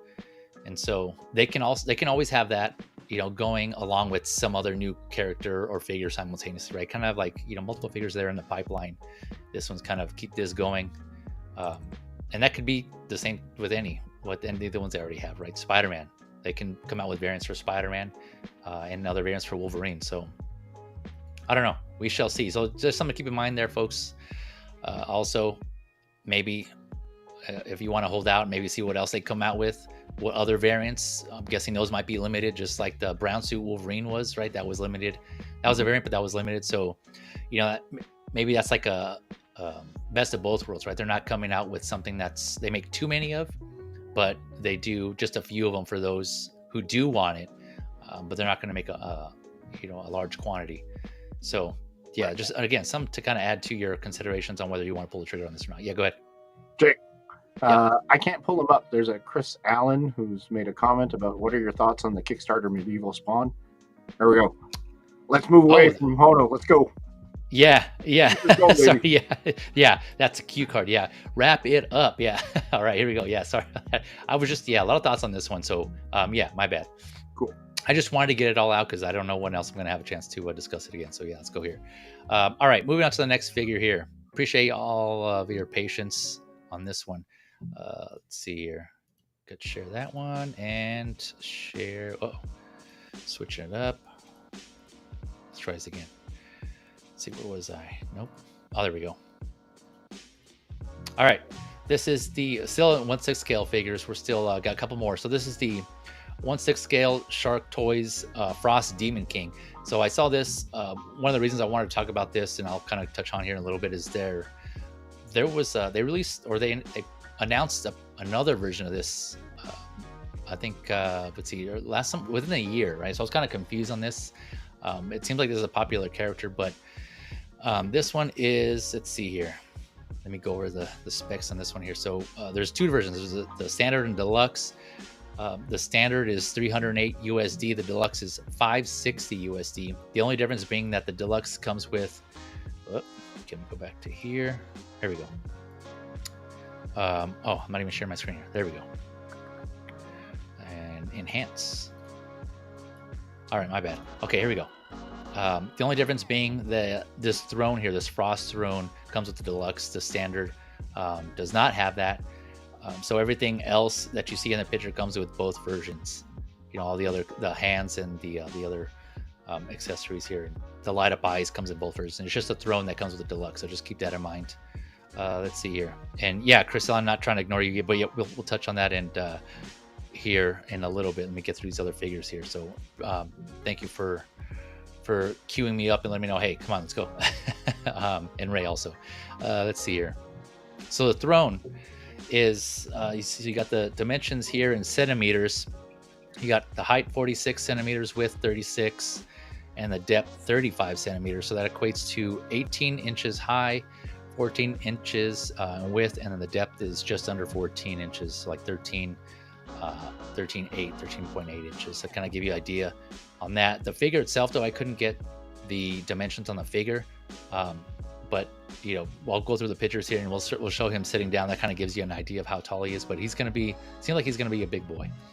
He's going to be up there. So this is comes with the single head, which is going to have, it says manual hair transplant, right? It just says manual hair. It doesn't say anything about wool or the type of material, but that it's a transplant, so implantation. I don't know. We'll see how that comes out. LED eyes. You can see here the LED light up eyes. 8 hands. A strong and mobile body, quote unquote. That's what it says here in the description. Full set of metal armor, fur leg covers, and you got your metal sword. So it's either going to be die cast or full metal sword with the base that it'll you can put it into, and that's pretty much it. But let's go through some of these. Again, the details on this look awesome. You know, I'll do a comparison of the other one that came out earlier, or that was announced earlier, so you can kind of see the two. But Ray, while I'm going through these photos, what are your thoughts on this one, if any? I love armored figures, so this one looks great. It looks huge. Thrones are kind of cool, but that frosty look and the blue kind of look a little plasticky compared to like what looks like metallic armor on the figure. I have to be honest, I am unfamiliar with this property though. Like, where is this from? Is it a video game or is it a comic book? Yeah, so I'm pretty sure, again, correct me in the chat or in the comments, but I'm pretty sure this is based on the Like King, I think that's how you pronounce it, from World of Warcraft. So there's a character in World of Warcraft. I've never played it, so I don't know if I'm pronouncing that right. But from what I'm seeing and what I was reading, it seems like that's who this is based on. So World of Warcraft figure. It's cool looking.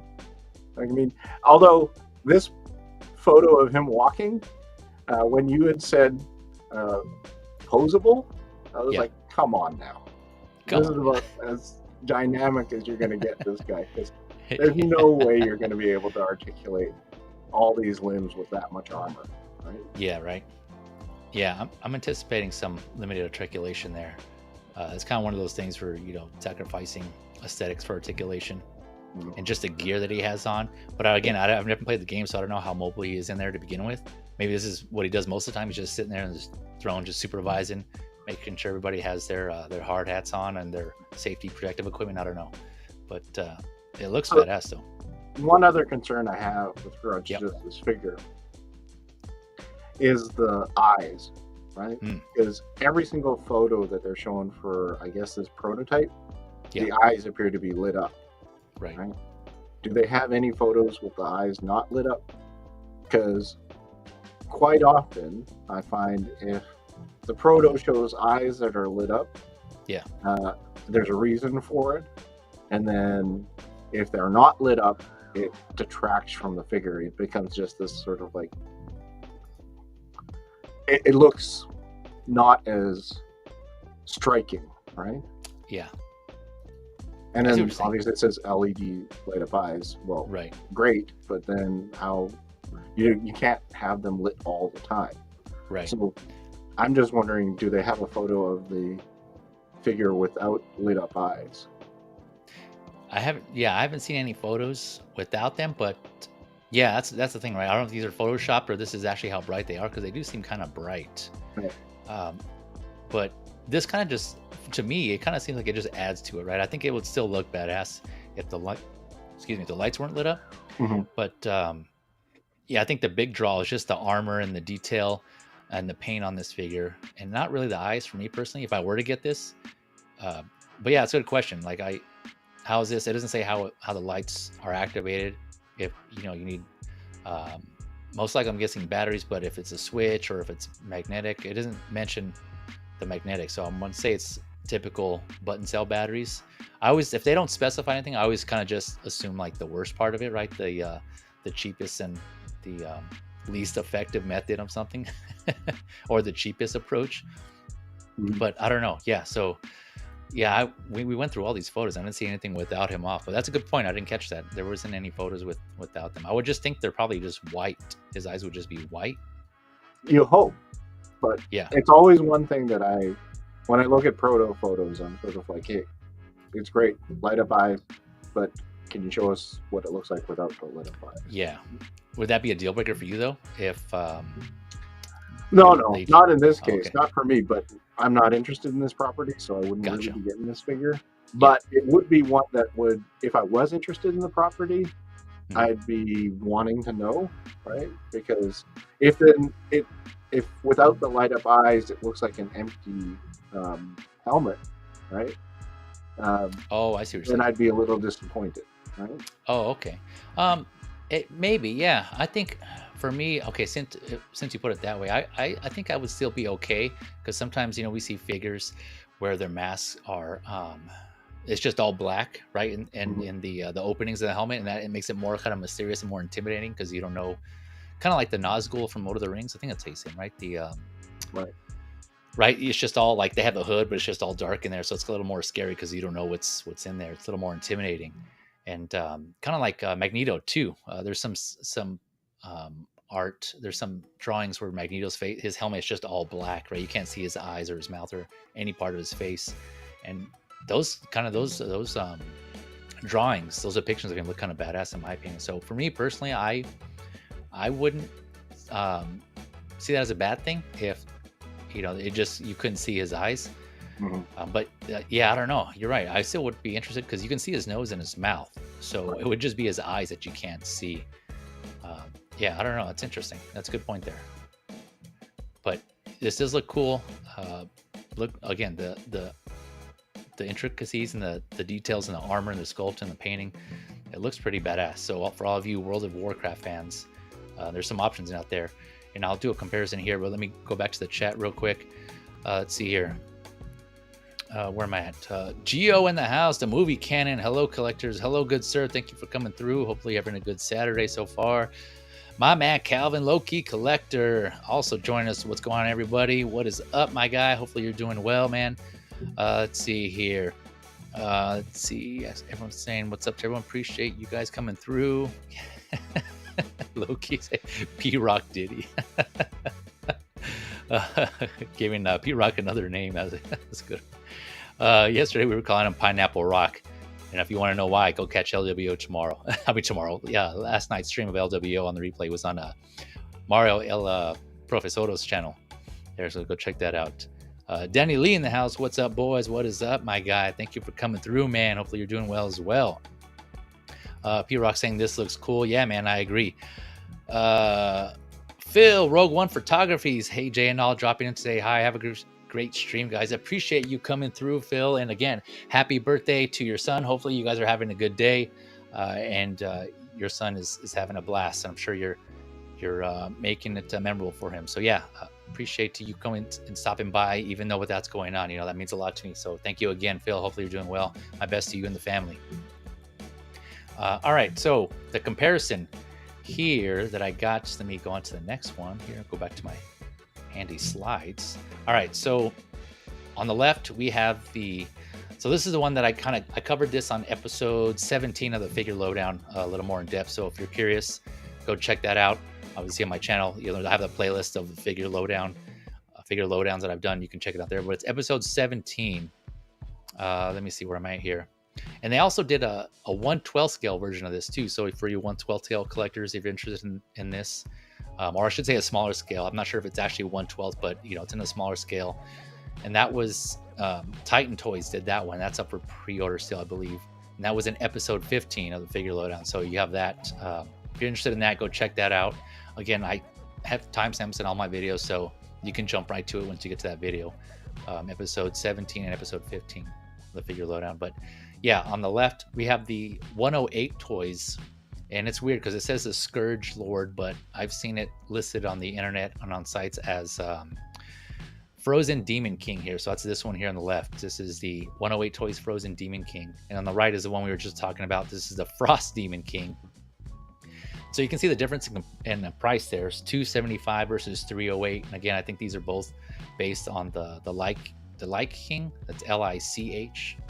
I don't know if I'm pronouncing that right, but again, or I should say inspired by the Lich King from World of Warcraft. And so real quick, I kind of put down here what the 108 Toys one comes with. So that also has an LED light up eyes or helmet, but that one, the one here on the left, this 108 Toys for $275 USD, in the description it specifically says wool hair transplant. So we know for sure that was going to have wool hair, as it's listed in the description. The suit also, it says multiple alloys, whereas the one here on the right for Shark Toys says full metal suit. So there's some kind of different terms being used there. I don't know if that's just like a translation thing, or if they're both going to be full metal, or if the one on the left is going to have some parts be metal. I'm not sure on that yet. Strong, the one on the left here, the 108 Toys, another kind of interesting use of description of the body. It says brand new, high quality, and strong vegan body. I don't know what that means. I think I mentioned that when I first went over that, but yeah, that's there. 6 hands, so it comes with 6 hands, the one on the left, and also a frost sword, and then a little like ice sheath for you to put the sword in as well. So I don't know if the wool hair could be a factor for the one on the left, and maybe the amount of metal that comes with the one on the right could be the case for the price. I don't know. But again, I would suggest kind of going through, doing your research, comparing both if you're kind of digging this and seeing which one you want. These are both 1/6 scale, so those options are there for you World of Warcraft fans, or just anyone in general who is looking for this cool fantasy type armor figures. And I think I mentioned when I went over this on episode 17 is that I was thinking if I do get this, I would pair it with my White Walkers that I bought from 3.0. That'd be a cool display there. Kind of have like an ice shelf, or like our Frozen Warrior shelf or Army Commander shelf type of thing. Yeah, that'd be cool. So that's an idea for those of you who are maybe thinking about that. Does the 308 include the throne, the ice throne? It does with the deluxe. Yeah. So yeah, thank you for reminding me. So here, this price is only for the standard figure, the 308 USD for the Shark Toys. You're saying the 108, the one on the left. Sorry. No, it doesn't have a throne. So yes, that's something to consider, but obviously that's going to drive up the price for the Shark Toys. Again, the Shark Toys Deluxe with the throne is $560, and without the throne is what you see here. That's the $308 USD price. So again, something to consider.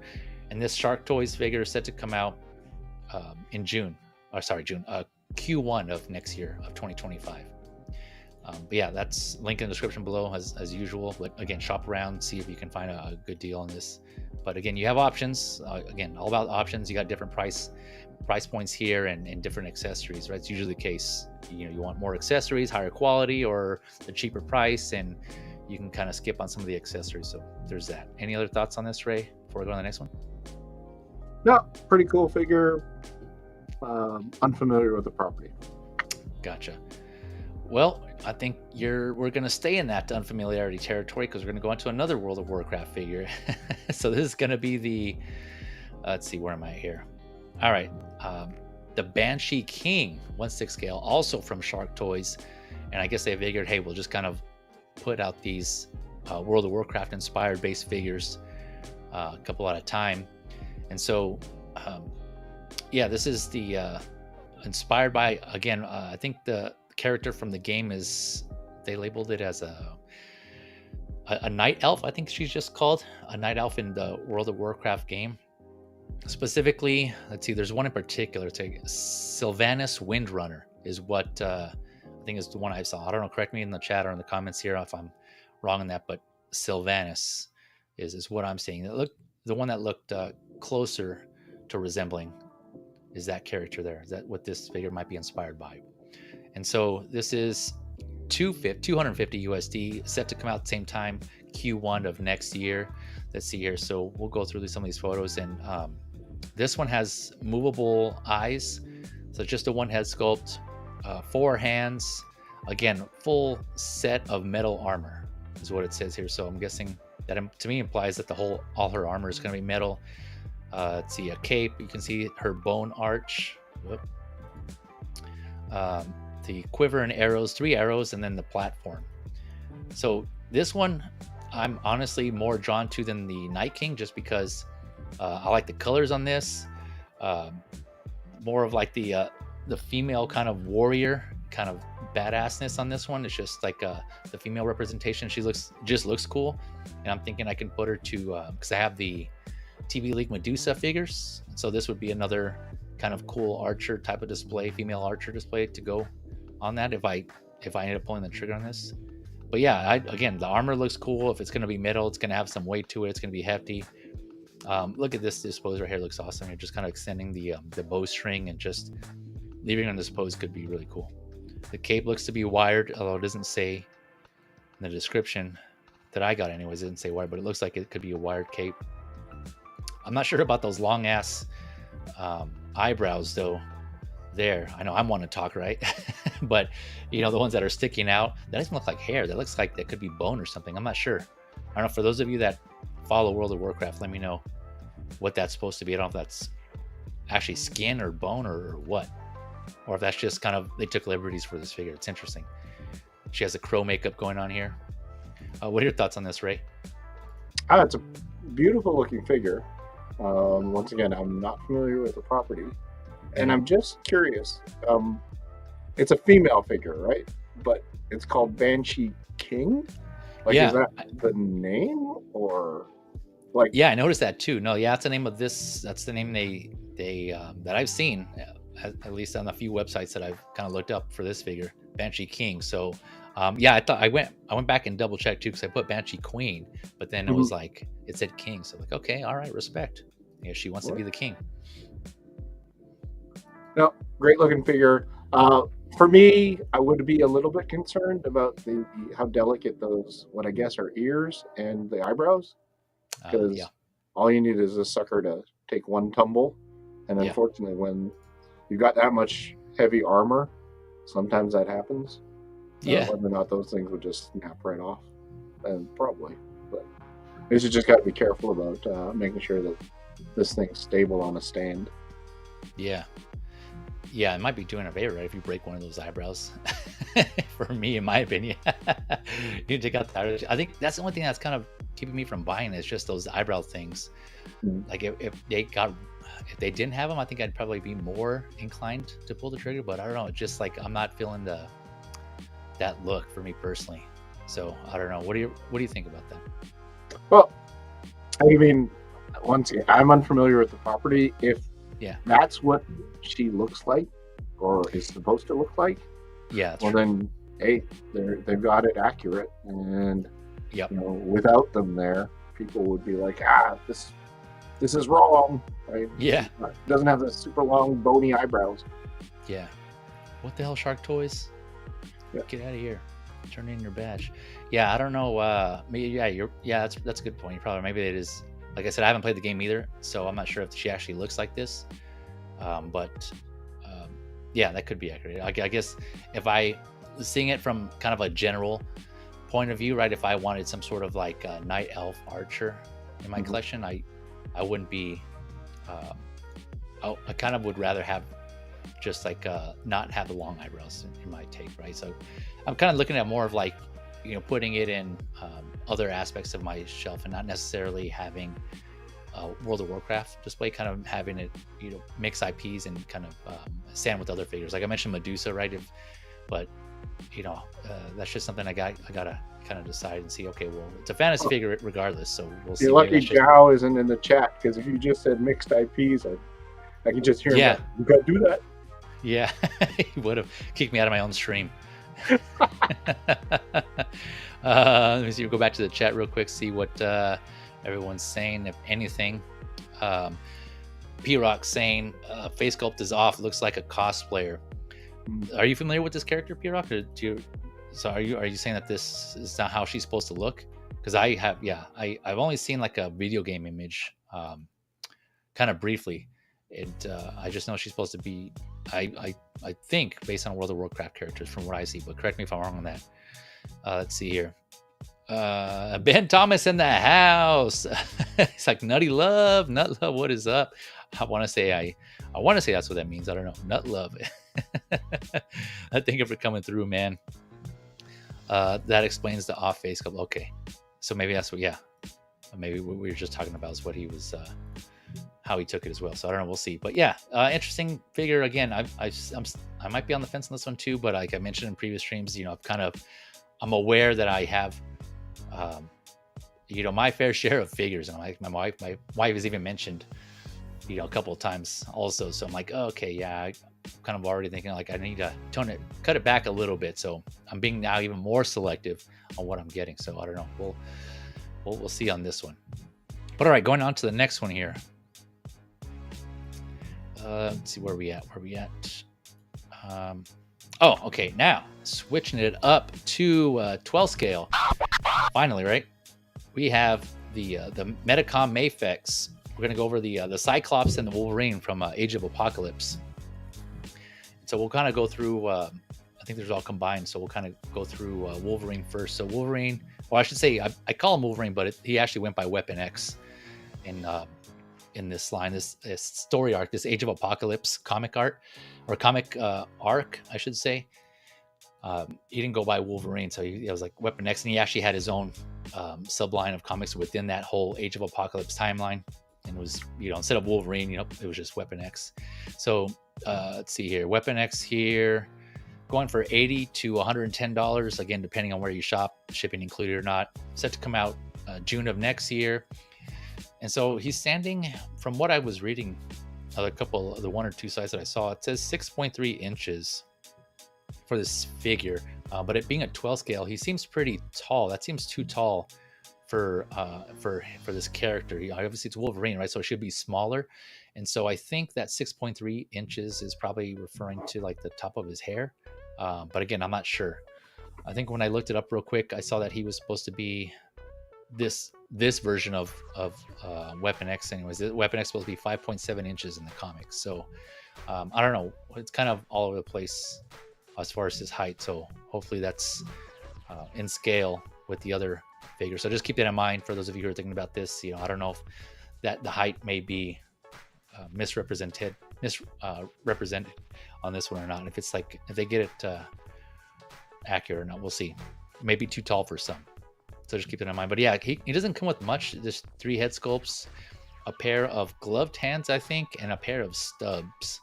What I mean by stubs is his he's missing a hand, his left hand. I couldn't find like an actual quantity for his hands. It just says multiple hands. I don't like when online sites or retailers just kind of do that, or even the manufacturer, they just put multiple hands, like, just tell us how many he's going to come with. I'm guessing because they don't know yet. I don't know. I'm guessing that's the thing, but it kind of, it's just weird how they just don't list how many he comes with. But yeah, so you see here, he's missing his left hand and his right hand. And so, yeah, so this is, Ray and I were talking backstage here. And so I read, when this came out, this Age of Apocalypse line came out in 1995, I think it was. They had started with like the initial book. There was, I think it was called like a prologue, and then there was an X-Men Age of Apocalypse Alpha book. I think that kind of kicked everything off. And then from there, it spawned into, this kind of took over from what I understand, I'm trying to remember here, all the other comics that were already out there. So, the Excalibur, X-Force, there was like Gambit and the Externals, X-Men, and I think there was like different iterations of X-Men, right? This was kind of, it branched out to all those sublines of comics, right? And that kind of had multiple issues. So like, it was a whole thing. There was a lot. And so I didn't read them all, but I did read the Alpha and I did read the Omega. So that was the final one. And I still have those two books. It's really cool. And so what I kind of read the summarized parts in some of them. And so for this here, the reason Wolverine or Weapon X lost his hand is because he got in a fight with Cyclops, and we'll cover that Cyclops later. But Cyclops ended up blasting his hand off, and so through the adamantium and everything, right? It just like kind of blew it off, and so that's why he's missing a hand. But then he obviously modified it to have claws inserted into this like prosthetic or the stub here. So he still has his claws, and that's why you kind of see him extending out through there. But yeah, it was a really cool storyline. A lot of people didn't like it at the time, and a lot of people still don't, but I thought it was cool. There were some aspects that I thought were cool and some that I didn't. But as far as the figure itself, again, going back to MAFEX, I've always been a fan of MAFEX, so I have a lot of their comic figures, the comic-based ones, because, like I mentioned earlier, they're a kind of step up from Marvel Legends. Articulation, a lot of their Spider-Man are really awesome. I love their Spider-Man figures. Jake, especially because I'll be right back. I just got to step up for 2 seconds. Oh, yeah, no worries. So yeah, this one here, I have the Marvel Legends Weapon X. Marvel Legends did 2 waves of these figures. Each had a Build-A-Figure, and I got all those because I was a fan of those. There was the Sugar Man Build-A-Figure wave for Age of Apocalypse, and then there was the what was the other one? Oh, Colossus. I think Colossus was the newer one. So those, if you guys are interested, you want to check out those Marvel Legends. Those are the Build-A-Figure waves that they did for those. But the Marvel Legends Weapon X, I didn't really like. Honestly, like, I got it because it was the only one at the time, but I didn't really like the figure. So I saw this, I'm like, okay, there we go, that's better. So I did end up pre-ordering this one to replace my Marvel Legends one. And so yeah, I think it looks cool. Spoilers, cover your ears. Put me on mute for like 5 seconds, starting now. Sorry, Deadpool Wolverine. He does make an appearance. It's not really a storyline spoiler, but yeah, he makes an appearance in there. And when I saw that, I was like, "Oh shit!" And I kind of like screamed out loud, and I think I was the only one who said that. It was weird because not a lot of people knew about that. But okay, spoiler territory over for those of you who haven't seen Deadpool and Wolverine. But yeah, that was a Deadpool Wolverine semi-spoiler. It's more like an Easter egg, but yeah, he made an appearance. So good on them for making making like the timing of that right, on making the timing of to kind of coincide with that. So it's kind of cool on that. Oh, that goes to Cyclops. But yeah, so Ray, thoughts on this one? Oh, he's still gone. Sorry, never mind. Let me kind of banter here a little more, aka what I've been doing for like the past hour. Yeah, no, it's really cool. I like it. Let me see while he's doing that, if anyone has anything mentioned in the chat here.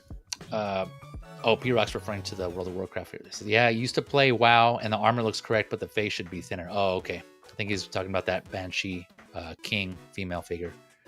I presume it's a female figure, but yeah. There you go. You're back? All right. What are your thoughts on this one, Ray, on this Age of Apocalypse Weapon X? As we mentioned, or as I mentioned to you backstage, I'm kind of unfamiliar with the Age of Apocalypse storyline. So this version is not one that I'm too hot on. Mainly because, for one, I don't understand why he's missing the. I know you just said his left hand gets blown off by Cyclops, but Yeah. does this Wolverine not have a regenerating or healing factor? Like, I mean, Yeah. he's not able to grow back a hand? I guess. Yeah, I missed the. Yeah, that's good. That's a good point. I'm forgetting that detail. Yeah, that's a good point. Now I'm curious. I have to go back and look. But yeah, that's a good point. I don't know. Yeah, apparently not, because for whatever reason, I want to say it's not as. Yeah, I'm not gonna even guess. I don't. Yeah, I can't remember. So, but that's a good question. That's a good question. That, and honestly, that's for any of the Wolverine sort of iterations. Yeah. This one has the wildest looking hair. Like, I mean, Yeah, that's more hair than head, really, on this. yeah, yeah. He's just like, he doesn't even care anymore. He's just letting it all go. Yeah. Oh, and sorry. Yeah. Again, the Age of Apocalypse thing in general. So that's supposed to be, when that came out, that was kind of like a thing that was going on to replace, like at that time, the current X-Men kind of like timeline. But then they went back and they retconned it. I had to go back and read this on the wiki, so that's why it's fresh in my mind now. But yeah, for those that are not familiar, so they retconned it and they just made that an alternate timeline. And in that timeline, Legion, who was I'm nerding out here. Legion, who was Professor X's son, he goes back in time. He's from the future, goes back in time. He accidentally kills Professor X sooner than he was supposed to die in the normal timeline, I guess 616. And then that allows Apocalypse to then kind of take over the world sooner than he would have. And so hence, the Age of Apocalypse, right? He comes through and there's like, everything's just all messed up. Cyclops ends up, teaming up or be working with Sinister along with his brother Havoc, and yeah, it's just crazy. It was interesting. It was a cool new take, and I like I said, I really liked it. I need to go back and read at least read the summaries of some of those lines. But yeah, so it's just kind of for those who aren't familiar with that timeline or that storyline, that arc, I should say. But, sorry, Ray, anything else you want to add to this? No, like all MAFEX or MAFEX figures, I'm sure this one's got decent articulation. Yep. Hopefully the joints don't pop apart. Yeah, right. Yeah. If you're into it, great figure. Yeah. No, yeah, I'm looking forward to this one, but yeah, you're right. That's something some previous MAFEX Wolverines have come across on QC wise, is that their shoulders would pop out. Yeah, you're right. Like I've seen that before. I haven't had that issue on the ones I have, but I don't. So that was mostly on the blue and yellow suit, the tiger stripe, but I don't have that one. But that's what I've seen the issue on, is like that one, but I'm not sure how that carries over to the other. So yeah, hopefully that this one doesn't have that issue and they corrected that. But all right, so sticking with the same line, again, Age of Apocalypse, they kind of put these up for pre-order at the same time. So this is Cyclops, Age of Apocalypse. This one, I will say off the bat, I'm not too... I prefer the Marvel Legends one over this MAFEX one personally. So I'm not getting this one, I can say right off the bat. But this one is going for around the same price, $81 to $110 USD. Also set to come out June of next year as of now. But for any of you that collect MAFEX or have before, that there's usually some delays on those, and they kind of push those out. So that's kind of, I would say, kind of expect that delay, because that's usually how it goes. This one is standing at 6.3 inches. So that one I've seen a lot of sites kind of list. So I want to say that's what it is. 16 centimeters for everyone else outside the US. 3 head sculpts, optic blast effects, and it seems like somewhere between 5 and 6 hands. Again, they don't say how many, they just say multiple hands. So I kind of had to look at all the pictures and see how many he comes with. But here you notice he has one eye, and I'm sure you can all guess why, right?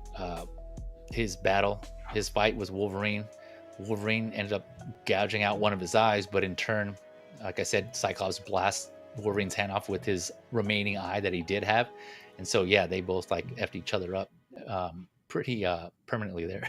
So yeah, the face, I don't know, man, the face just looks weird to me. A lot of people are just kind of commenting on the way the hair looks, and yeah, it did look like this in the comics. This is one of the things I wasn't a fan of from that comic in general. It's just this look for Cyclops. But yeah, that's. I mean, it seems to be pretty, for the most part, pretty accurate to the comic. Yeah, I just don't like the way the face looks. But yeah, these are the effects that he comes with. So it's a pass for me. But Ray, what are your thoughts on this Cyclops? It's a pass for me too, Yeah. because once again, not that into the character designs from this actual storyline. It's a little simple for me. But once again, if you're into these versions of Cyclops and Wolverine, you kind of can't go wrong with MAFEX. Yeah. Yeah, no, I agree. I do, like I said, I'm a fan of them. I'm a fan of this line, so I do have the Magneto Age of Apocalypse MAFEX that came with. I think that was the first one, actually. It was weird because that, if I remember correctly, that came out before the regular, like the Jim Lee Magneto they eventually released. I think the Age of Apocalypse one came out first, and people were kind of confused on why they released that one. But I personally liked it. I ended up getting it anyways, and that's cool because that one does come with the, I was mentioning earlier, Ray, that Frost Knight we were talking about, how you were saying what happens if you can't see his eyes when you turn off the lights. Mm-hmm. Well, that Magneto, the MAFEX Age of Apocalypse one, has an alternate helmet where it's just all black and you can't see the face. It looks pretty sick. It's pretty badass. That I do like the design on, and Magneto in the Age of Apocalypse, he kind of fills in. He takes Professor X's place on that, and similar to, again, put me on mute. Spoilers for X-Men 97. Mute me for like 5 seconds. Starting now. Okay. X-Men 97, Professor X dies too, and Magneto takes his place. So it's kind of similar to that. It's another reason why I thought it was going to go towards Age of Apocalypse storyline in X-Men 97, but we shall see. Okay, there. Spoiler over. But yeah, that's one of the things, one of the reasons why I thought it was going to go towards the Age of Apocalypse. So I'm curious to see. I'm anxious. I'm excited and looking forward to see what season 2 comes from X-Men 97, because I think there's still a chance they could fall out. So we'll see. The one thing I will say about this Cyclops figure, given the design of the hair, though, I'm pretty sure the articulation at the neck and being able to move that head is going to be a problem. Yeah, no, you're right. Yeah, they even include like an alternate head with the hair to the side, but even then, you're right. I think it's going to be. Yeah, it's going to be weird. It's going to be limited, and overall, I just don't think this is going to be a good figure, but I could be wrong. We shall see. It's just not for me. But kudos to those of you who are looking forward to this one specifically. Like I said, I have the Marvel Legends, and I'm good with that. All right, going on to the next one here, kind of going through these, because I know we spent a lot of time on Hono Iron Man, yeah. Again, you go back to... on the replay, you can kind of go back and listen to that if you skipped ahead, or if you didn't want to, you intentionally skip that portion of it. All right, so we're going on to the Mezco. Jump into the Mezco. This is the Nightwing. Can you see that? Okay, yeah. So the Nightwing just went up for pre-order recently, and this one is, let's see, $95, which is about typical for Mezco 112 figures. Set to come out also Q1 of next year, and he's standing about 6.7 inches or 17 centimeters. And we'll go over I'll go over the accessories when we come to it. But this one looks cool. I really like in general this look, this Nightwing look. I think he's had a couple. I don't really follow DC at all. I just know the main characters. I haven't read any of their comics. I just kind of know basics from like Batman and Superman and Wonder Woman. But I know this is supposed to be Dick Grayson, I believe, who was previously Batman's, who was Robin, obviously. Then it's just like an older, but I don't. That's all I know to that extent. But it looks pretty badass. I like the color scheme. The blue and black is really cool. But I do have this. Speaking of MAFEX, right, and being a fan, I have this character in MAFEX, so I bought that version. So I don't think I'll be getting this one. I say think because, man, there's like it looks good. It looks cool. Obviously, the main thing with this is, for those that don't know, Mezco, people call it mini hot toys because they use fabric cloth goods. and they, for the most part, they are pretty much with the amount of accessories and like the way some of the head sculpts look, they're like mini Hot Toys. And so I'm guessing the suit may be somewhat hindering of the articulation, but I don't know. It kind of depends on what type of material they use, right, and how thick it is and things like that. So that's just a big drawback. It's kind of more of aesthetic for Mezco on that front. But yeah, the cloth goods that they have is they're usually pretty good. Kind of know that going into it if you're thinking about it. Just like, and you're not familiar with Mezco, yeah, the tailoring and the clothes and the fabric may hinder some of the articulation there. So this has, as you can see here, 4 interchangeable heads, 18, count them, 18 interchangeable hands, 3 wingdings. I'm not sure what those are. Let's see. Again, I don't. Oh, here we are. The things on the left. Again, I don't read this, so I'm not sure who, or what those are specifically. Obviously, there's some sort of weapons here. 2 Eskrima sticks. Eskrima? Is it Eskrima or Screama? I'm saying Eskrima. Screama. Okay, that was close. And that is Eskrima. Is that Thai martial arts? Actually, I forget which country. I know that they use them in the Philippines. Oh, okay. No, you might be right. Yeah. Okay, yeah. That's right. Okay. No, yeah. That sounds right. I know it was somewhere in Asian-based. Well, I mean, I guess they're all Asian-based, right? Martial arts. But yeah. And Jay, I think your video feed cut out. Oh no, did it? Okay. Oh yeah, I see what you're saying now. Okay, gotcha. My video. Okay, I'll fix that here in a second. So hopefully you can still hear me though. Yep, we can hear you. All right, cool. But yeah, thanks for that clarification there, Ray, on that, on the Eskrima. It has a connector for those sticks, grappling hook, different styles of grappling hooks. Yeah, these lightning type of effects here. Holster, yeah, all these different accessories. You know how Mezco does. They kind of do their thing. Going back here with these plethora of hands. I mean, you know, like almost every possibility of option hands there, except the middle finger. Mm-hmm. Some Mezco fingers do have that actually. But yeah, looks cool. What thoughts on this, Ray? While I try to see what I have in my camera. I do like Mezco figures. I do find that when they do their cloth goods, they factor in articulation, right? So quite often we'll be able to add a little bit more fabric or make the fabric a little stretchier so that you can hit a more deep bend into a limb. The accessories are nice on this one. It is 1/12 scale, so it becomes one of these things where it doesn't take as much space. So you can kind of display it on a regular shelf rather than having to have, a shelf that can accommodate a 12-inch figure. And if you've got the other Mezco Batmans and the other Robin, this one is a really good complement that, appeals to the completionist and a lot of collectors. So I think this one's great. Yeah, speaking on that, right, on the completion here, like this photo right here alone, right, you got the Batman and the new Robin. I think that one just released recently, the Robin here on the right. Mm-hmm.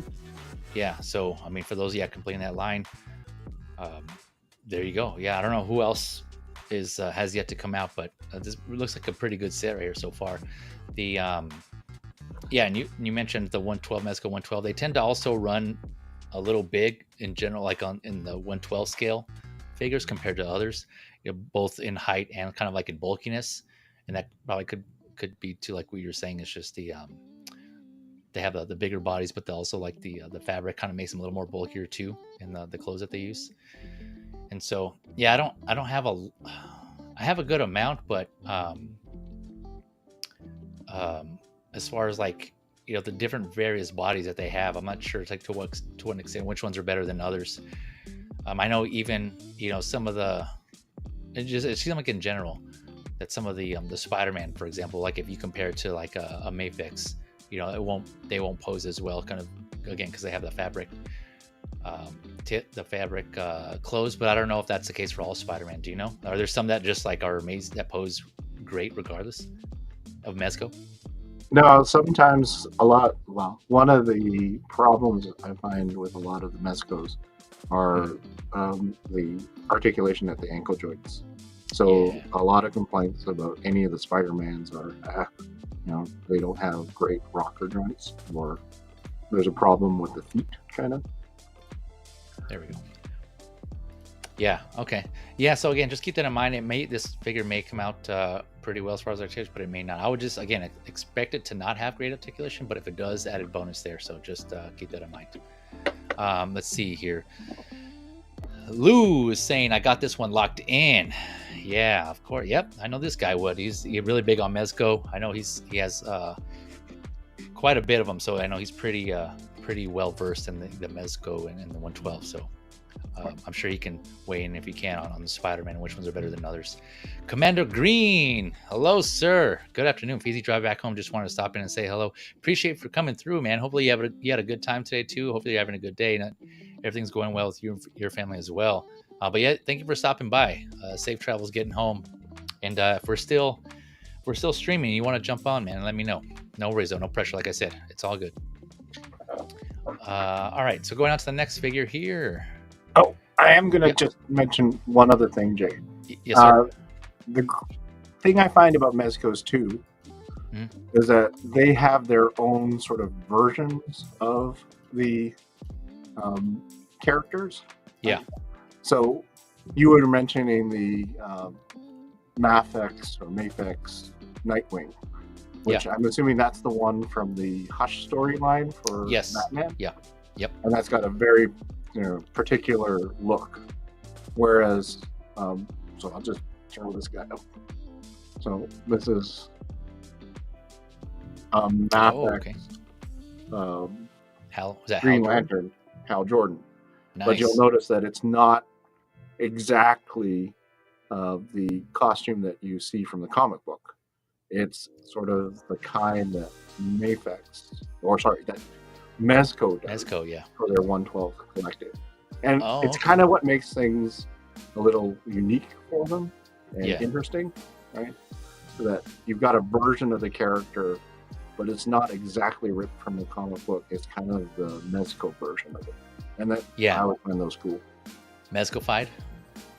Yes, exactly. Yeah, they took liberties. Yeah, that's a good point. Yeah, thanks for pointing that out. Yeah, a lot of these, Mezco takes some liberties, and sometimes I'm a fan of, sometimes I'm not. I will say, the Ninja Turtles, the recent ones, they took some liberties on those as well, and I really love those because those were unique. I hadn't seen those before, and I was sold on those, and I jumped on those, and I think just in general, a lot of people those were a hit because they just ended up selling out everywhere that they were sold, or because they weren't exclusive, they weren't limited. But I just really dug that style. So to kind of add what you were saying, Mezco kind of does their own thing. They take their own liberties on some of these characters, or if not all of them. And sometimes they're a hit, sometimes they're a miss. But thanks again for pointing that out on that too as well, man. But the MAFEX, the Hush line, those figures have been fire, man. I think I have most of them. I don't have them all. I skipped on some of them just because I just like was it Hush himself or themselves? Like I haven't. That's another one I haven't read. But that the character that Hush is that's a character, right? The main character. Yeah. But I didn't get that one just because it just kind of seemed like it was just the guy in the wraps, or I think it was a Bruce Wayne head sculpt and just in the coat. So I was like, I don't need that one in MAFEX. But a lot of those figures, man, those are they're pretty good. They're really good. I like it. All right, so going on to the next one here, cruising on through. We got a few more folks here, so I know we've already going on kind of long here. Hopefully you're hanging in there, okay, Ray? Yeah, I'm fine. All right, nice. Let's see here. Oh, maybe I should have switched first. All right, so sticking with DC, we have here, add to scene. There we go. This is the JMToys Cold War Terminator. And this is inspired by Batman from Superman Red Sun. That's that comic arc, our comic storyline miniseries. Again, another one I haven't read. I kind of assumed that's what this was from. Honestly, I didn't know right away, but kind of looking at his outfit, I was familiar with the story of Red Sun, of Superman Red Sun, and so I kind of from that, I kind of just assumed that this would be also, and yeah, I Googled, and sure enough, that was the case. So this is unlicensed, right? So it's inspired by Batman from Red Sun. This is going for about 68 USD, set to come out this year, apparently September to October. So pretty soon, in the next few months, if it doesn't get delayed for whatever reason. But that's where they're at now. And real quick, for those that aren't familiar with Superman Red Sun, from what I understand, that's, and Ray or in the chat, correct me here if I'm messing anything up. That's an alternate timeline where Superman lands in Russia, I believe, instead of Earth, and so obviously he's then raised accordingly in that part of the world. Or I think it may be, I don't know if it was like what was previously USSR. I can't remember, but in that part of the world, right? And that's where he just grew up, and so he's obviously, native to there. And then I don't know what the overall storyline is, but that's just like the premise. And then this Batman in Superman Red Sun, he's actually a terrorist apparently, and he's kind of the opposite of what we know him as in the regular timeline. He's just like a terrorist, and he's just cold-blooded killer that just like murders anybody apparently for his cause. And so this is what do I have here? Yeah, he's an anarchist. His parents were gunned down by Stalin's police force, is what it said here. And he becomes a terrorist because of that. So yeah, that's his version of Batman. So this one here, let's see, what does this one come with? Oh, here we go. He has a couple of head sculpts here, the calm and the angry head sculpt. He has his this armor kind of on his gauntlets, and his obviously the boots, the knee pads.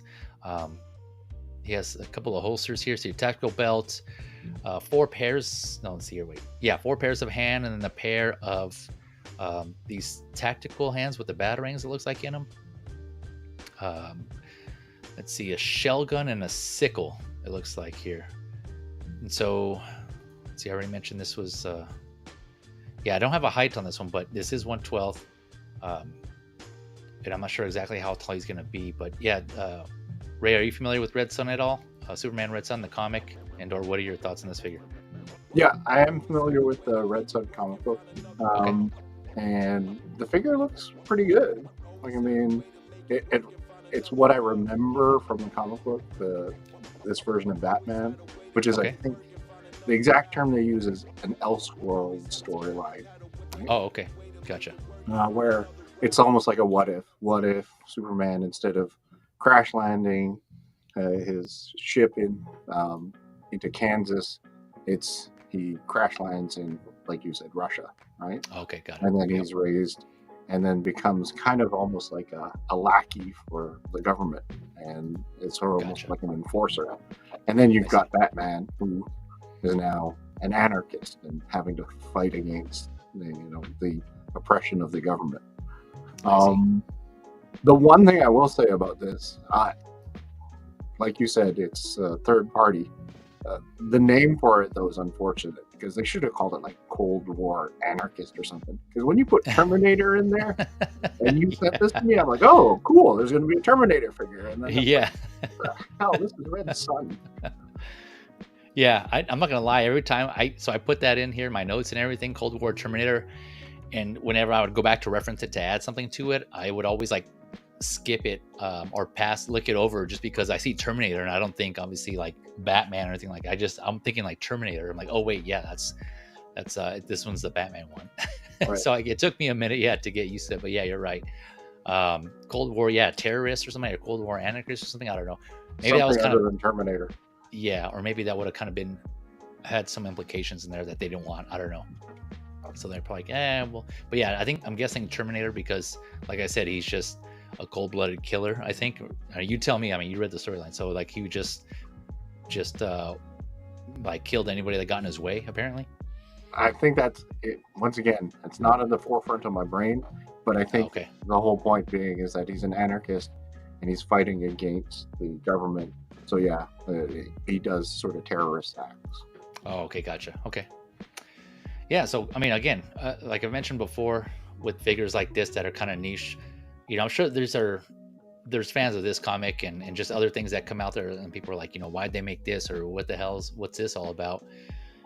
there was I think there was a third party Peaky Blind. I want to say it was from Peaky Blinders, right? That I just didn't include in here because there was I was already covering a lot of figures and I wasn't fully interested in it, so I just didn't add it in. But I saw that, and I mentioned that before on another stream, right? Like someone was a fan of that and they thought they wanted to make it, and I'm sure others are gonna buy it and they're really into the show and they want that representation. But it's just, again, it's cool that they're making these figures out there for those, even however small, those that group of collectors or fans that want some representation of these things.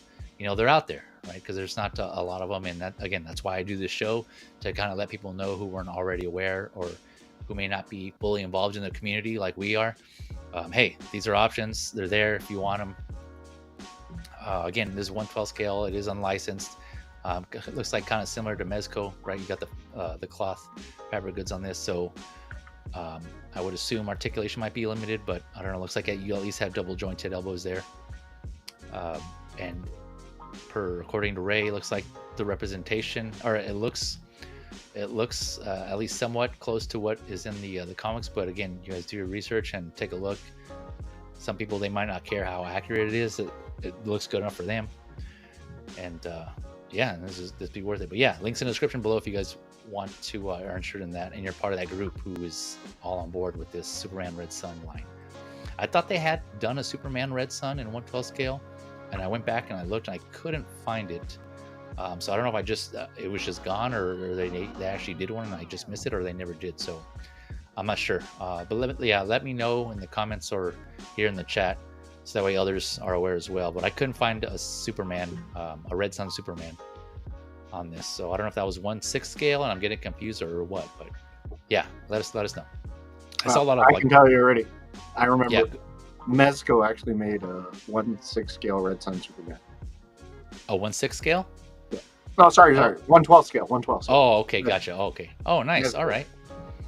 Oh, there you go. Yeah. So I wonder if they did this version of Batman then. Do you know? When did I see? No? Okay. Oh, well, thanks for confirming that. Yeah, so there you go. So apparently there's a Mezco version of Superman Red Sun. I'm guessing that came out a while ago because I don't remember seeing that. No, it was a while ago. Okay. Well, yeah, there you go. All right. So while he's looking that up, we'll go ahead and jump into the next one. What do we got here? Okay. So yes, going over to slightly bigger.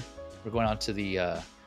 actually, before I jump over, I just wanted to say, so for those who haven't heard of JMToys, like I haven't, I did look up what they've done so far, and it seems like the other figure they released was a Sub-Zero, or I should say a character or a figure inspired by Sub-Zero from Mortal Kombat. Also 1/12, had fabric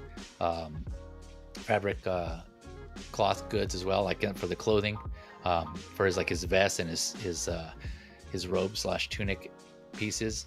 And it seems like for the most part it looked pretty good. The only thing with that was that the common complaint I heard with that Sub-Zero from JMToys was the hands. Some people were having issues with the hands either not fitting on properly, or they didn't fit on at all. So it just seemed like there was some probably tolerance issues on that. And so I don't know if they'll correct it for this Batman. Hopefully they do, but just kind of something to be aware of.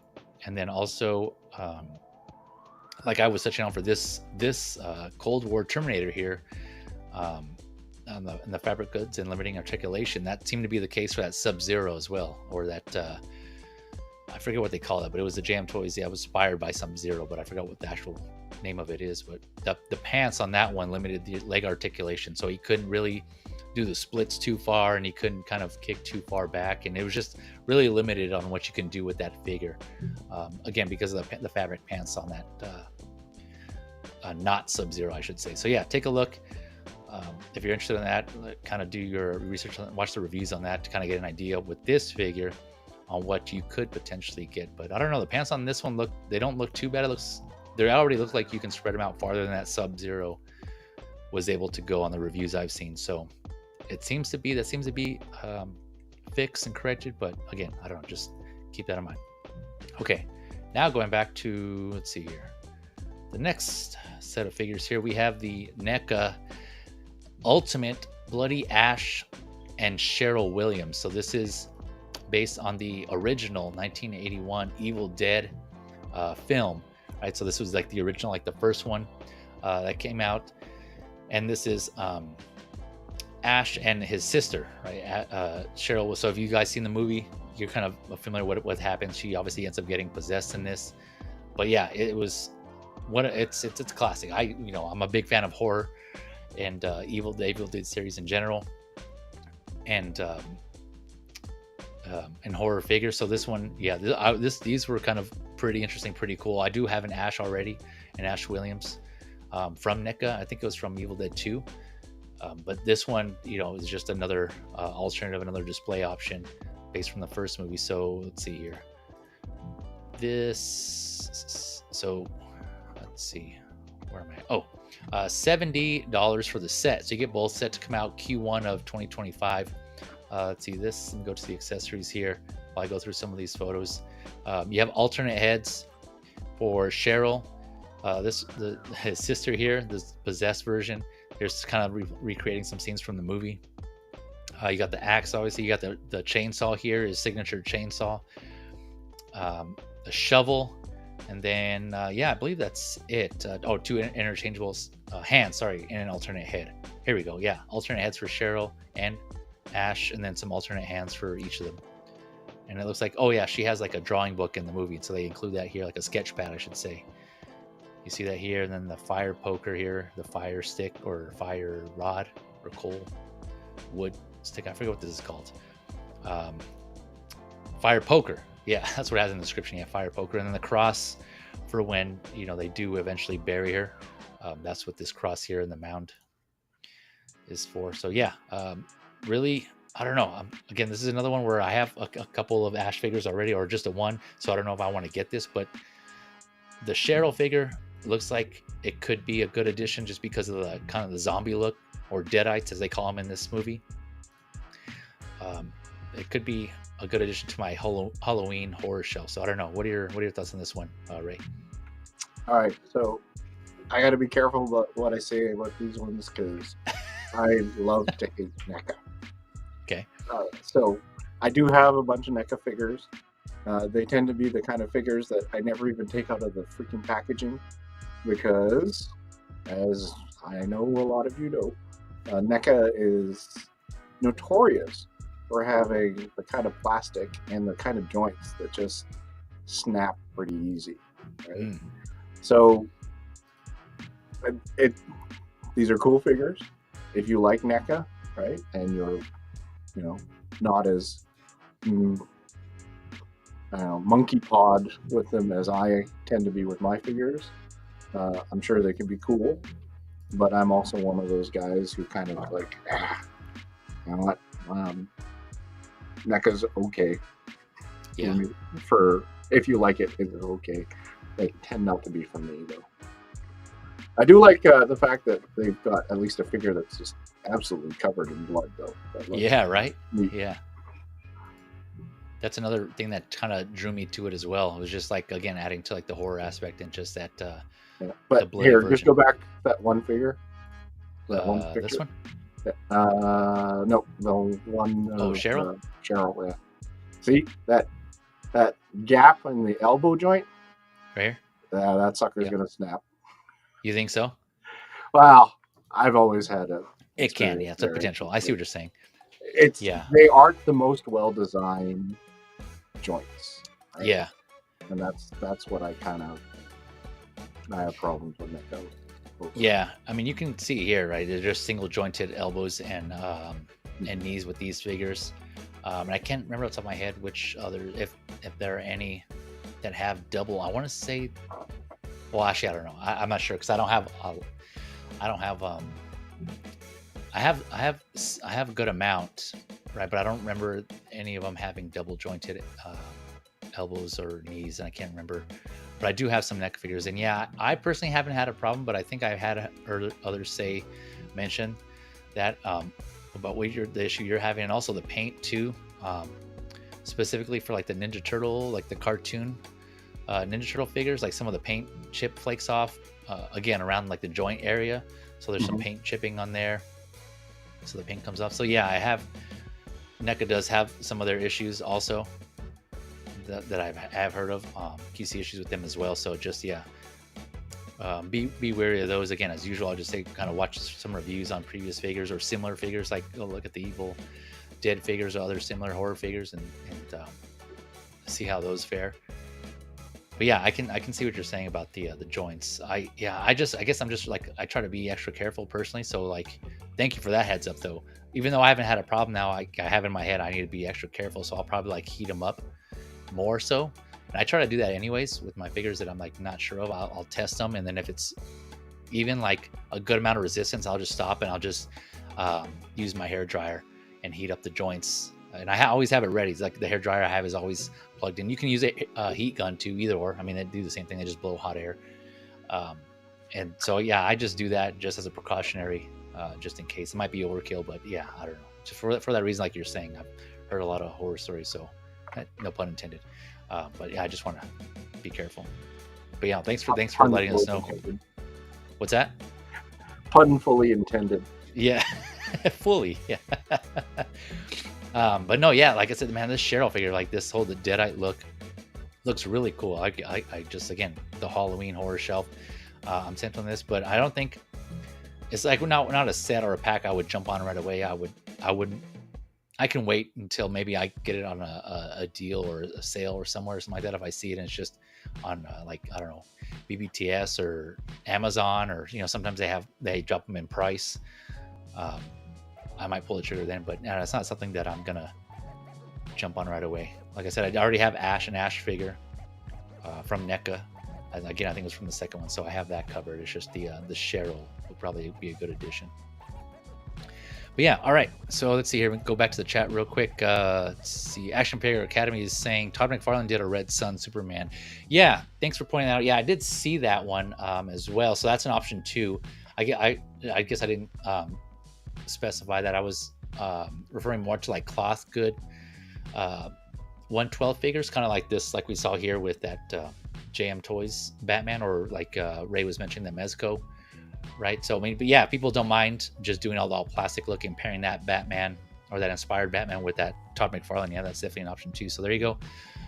Thanks, Mike, for throwing it out there for people so that they're aware. There's that Red Sun one. I think that came out a while ago too. Equan in the house. What is up, my guys? Like, hey, happy Saturday, happy Saturday, man. Hope you're doing well. Appreciate you coming through. Hopefully everything is going well on your end and you're having a good day so far. Feezy loves blood and gore, says actually. That's right. Yeah, blood and gore. Yeah, it just adds a whole new cool aesthetic, right? It's just like I said before when I reviewed some of those horror movies, they're just fun, right? It's just kind of, some of them are campy and cheesy, and especially this movie here. If you guys know Evil Dead, the second one more so than the first one. The first one I was more like horror based. Straight horror, and then the Evil Dead 2 was kind of more of a remake to the first one that added more comedy, and that's where like the whole horror comedy theme of Evil Dead kind of started with, was the Evil Dead 2.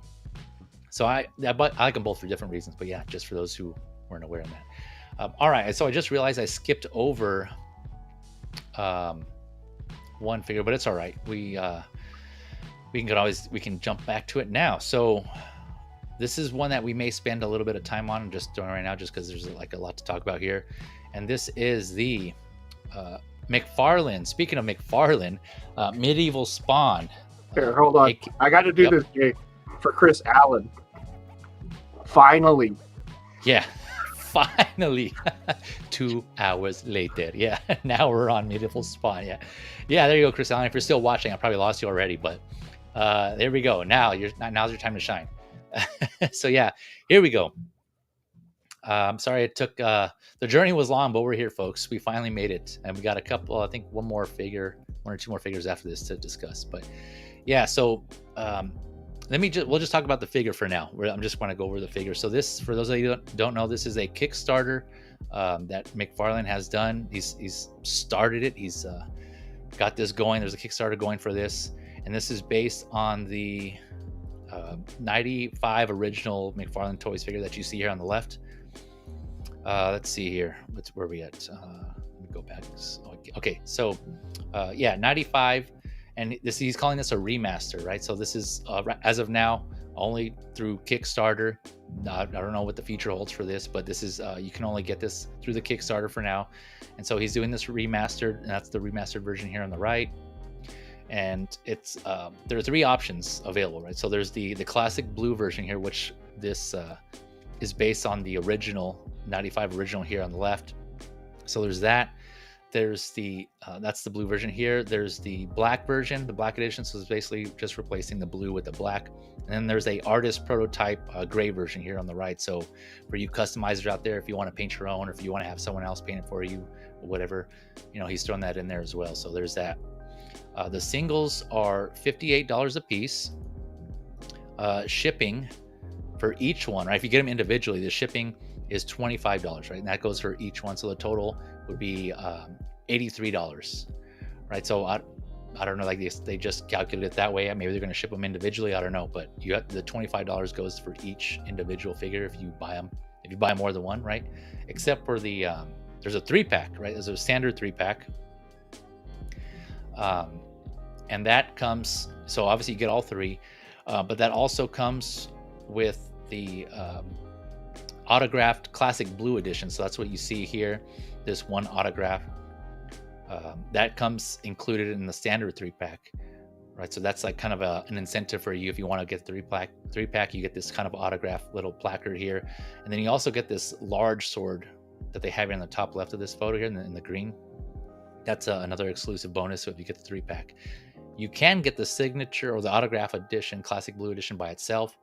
And that'll run you $110 USD. So that's, again, $58 for the standard without the autograph. And then with the autograph, that jumps it up to $110. So again, it's up to you. If you feel like you're worth, if Todd McFarlane signature is worth that much to you, that's there. That's an option. There was a premium autograph edition where it came with all three figures had a signature variant. Let me see here. That was already sold out, so I didn't even include that in here. But yeah, I think that's what it was. Yeah, so regardless, there was a premium, but I guess it doesn't matter now because it's so. But if you're curious, I put the link in the description to the Kickstarter. So if you want to check out what could have been, that's there. Let's see here. And so let me see where I'm at here. Kind of go down. Oh yeah, so here I just put the photos again of each edition. The classic blue, black, and the artist prototype here. And there's here more photos of the figures themselves. So its estimated delivery, mind you, is January of 2025. And so that's one of the things that he was kind of promoting with this Kickstarter, is that he's going for the record for fastest ship date after for a Kickstarter after completion of the Kickstarter. When the Kickstarter ends, he's saying like from the time it ends, he's trying to beat the record for fastest ship time to get to you. And so right now he's estimating January 2025, but I guess he's hoping to be, I think he said 2 months from when it ends. And so that the end date for this Kickstarter is September 19th, 7 a.m. Pacific time.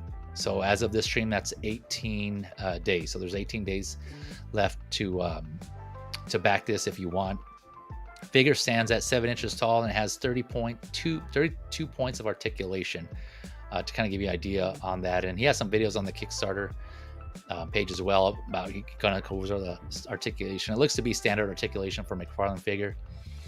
And so there's that. I didn't go over the accessories here. So basically the standard figure by itself, right? If you were to just, when you first start and back it, what you see in each of these photos here, we'll just start with this left one here. This is everything that comes with the standard figure, right? Just the sword, the shield, this comic art. I think it's like an actual original comic. I can't remember what the comic was, but I think it comes with the some type of comic, like a separate comic in there. And I can't remember.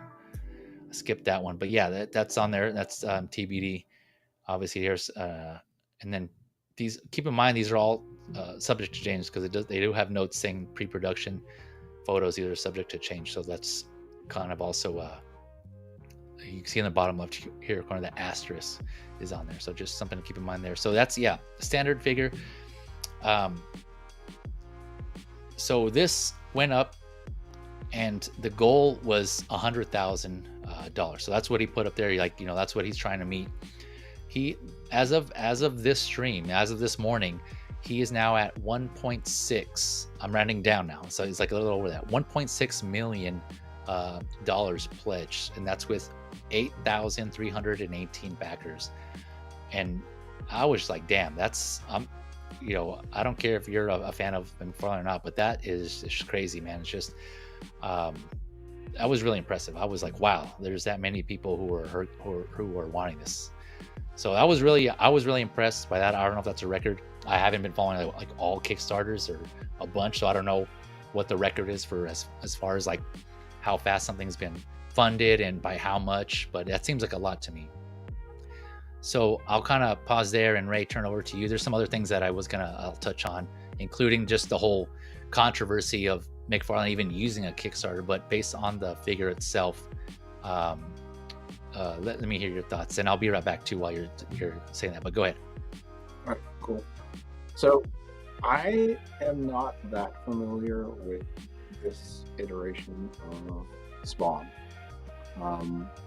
I'm going to defer to Chris Allen's expertise, since in the chat he said not crazy. Oh no, Action Figure Academy says not crazy about it being a Kickstarter, just make the damn thing people will buy.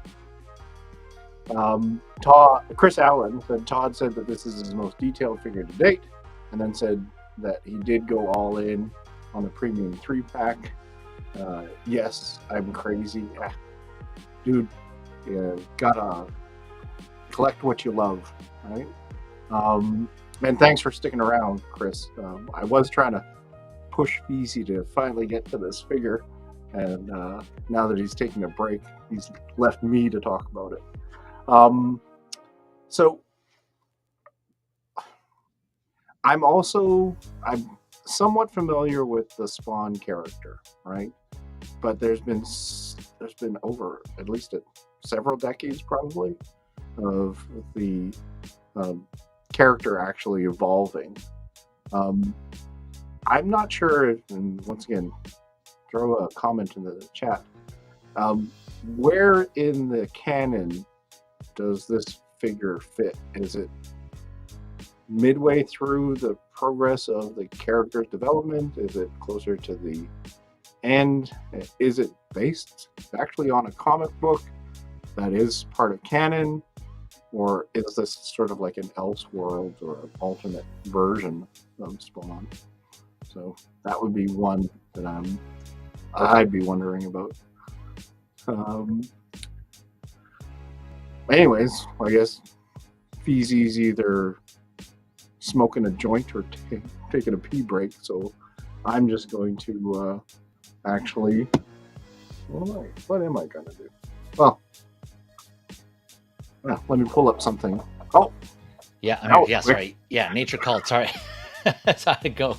That's what one of the downfalls of having a long stream. But thank you for holding it down, Ray. I was still listening. So, yeah, I never read the Spawn comics either. So I'm not sure. I'm not that familiar. I just know of Medieval Spawn. But again, it's one of the things where I appreciated the art and Todd McFarlane's art and the design on it of this character. So, Jay, let's go to the comments, mainly because I was reading them out, but I kind of want your sort of take on it. Yeah, thank you for doing that, by the way, too, and reading these comments while I was gone. So, yeah. Am I able to throw up these comments, too? Like, I mean... I don't think so. It's got to be you? Okay. Yeah. As of now, I can change that again in the future, but no worries. So Mike, Action Figure Academy, what you were saying, which you already read, Ray, he's not crazy about this being a Kickstarter, and then we'll touch on that here in a little bit, Mike. Just hang tight here, or not. You can just go do your thing too and come back later. But yeah, just make the damn thing people will buy, and it seems like people will buy regardless because they've already did that. And Chris Allen, Todd said that this is his most detailed figure today, and I can see that, man. Like that was one of the things that just caught my eye right away, was just how detailed and the paint on this was. I was honestly really impressed by this, and I know in general McFarlane figures, like some of them, some more so than others, are pretty detailed, and the paint's pretty good on some of those as well. But yeah, this is I can see it, man. I was really impressed by this, so I'm tempted to do this by myself. And congrats on going on the all impact, Chris Allen. I know you got in before it sold out. And I heard Ray mention that as well, that you went all in on the premium. Let's see. He says, I like the way you guys go in depth on the figures talked about. Yeah, appreciate that, man. Thanks again. And appreciate you staying and listening to that, because I know, like I said earlier, what I just tried to be a resource for people who were, interested about these figures. And I know some others are just kind of like, yeah, the guy talks too much, so I'm out of here. And they just kind of want the short and sweet. And so, but yeah, I just try to share information and be as informative as I can. So, and enhance the timestamps, right? People can kind of skip around if they want, or just listen to what they need to. But yeah, thank you for that feedback, man. I appreciate it. And that goes for anyone out there. If you have any feedback, constructive criticism, let me know. I'm always looking to progress and get better on this, and see what helps all of you, right? Because I do this because I enjoy it, and also to help fellow collectors out there. Again, just sharing information that I find that I would have done anyways with you guys. Oh. All right. So, hey, real quick before I go to the next comment, we got the people popper himself, Loco Lou. What is up, my guy? What's poppin', people? There we go. I'm good, my guy. How you doing? How you doing? Good, man. Good. Thanks for joining us. I'll let you get settled in here real quick. Let me go through these comments. And we'll come back to you here. Equan is saying, Todd multiplied his goal several times over, and somehow not everything is unlocked. This seems wild and greedy to me. Yeah, I'm going to touch on that too. I got some notes on that also. That's a lot of people had similar thoughts to you, right? Let's see here. Wellington Lowdown episode 1. Yeah, thanks for holding it down, Ray, while I was gone. Chris Allen saying the figure is a combination of a few different iterations of medieval spawn. Okay, all right. Thanks for adding that context. Yeah, and I got that some comparisons too of the other spawn that's available right now, so we can kind of look at that also. So I did my research to kind of save you guys some time, hopefully to be your one-stop shop. So we'll look at that. Chris Allen's also adding, he didn't have a lot of appearances early, but now Todd has included him more prominently. Okay. Moose Mike in the house. The other Mike, 12-inch Moose Stream. Hello, community collector, has gone pre-order crazy this week. Man, when haven't you gone pre-order crazy, right? It seems like you're always going crazy, man. But you do your thing, man. You got it. You're living the life, YOLO. So, if that's what makes you happy and you're able to support it, man, do your thing. No judgment here, man. You're in the safe zone, right? As long as we're all doing it, safely and responsibly, keep doing your thing. But thanks for joining us, Moose. Appreciate you coming through as always, man. It's good to see you. Bam. All right. So yeah, going back real quick, and we'll get your thoughts on this, Lou. But I just want to share some more of the general information here. So yeah, the controversy on like the accessories. Let me touch on that real quick. And I actually highlighted that here. Where we at? So yeah, like I said, this is the standard version, right? You get when it first came out, right? So we've already kind of blown through, like Equan said. I already mentioned 1.6 million backers on that, and there's some photos here. So here, as of this morning, I kind of went through and I kind of matched what was updated on the Kickstarter page, and I saw this, and I kind of highlighted what's already been unlocked. Again, yeah, I agree it could be better worded and kind of laid out for people. So again, go through, check the or the Kickstarter, and see if I did this right. Maybe I missed something, or maybe I highlighted something that wasn't supposed to be. But just double check my work basically. But this is how I interpreted what's been unlocked so far.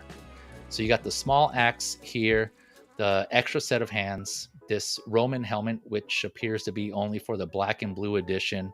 This, what he calls the big spike gauntlet here. This is one of the gauntlets that have, so these all have magnets, so they can be easily interchanged between both forearms, apparently, right? So that has magnets in it, and there's a magnet in his forearm as well to do so.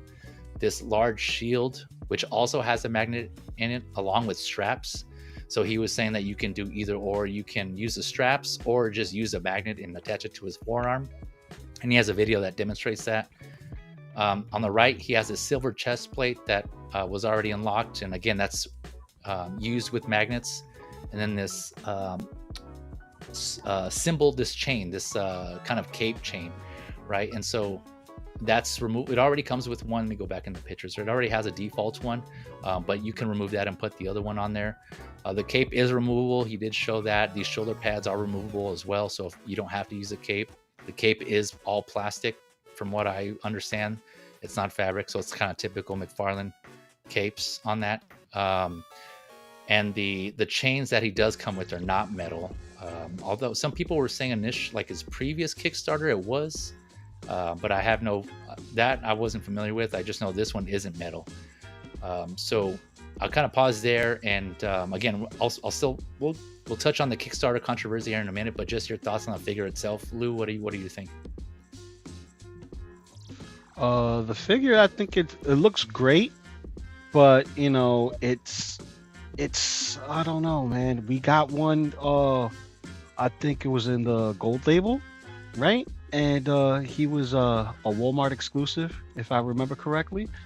And this was just another take on the same type of medieval Spawn character, but we see all these wonderful accessories, but putting them behind a paywall is like, what? You're a big name. You're one of the top 5 companies of the domestic market here.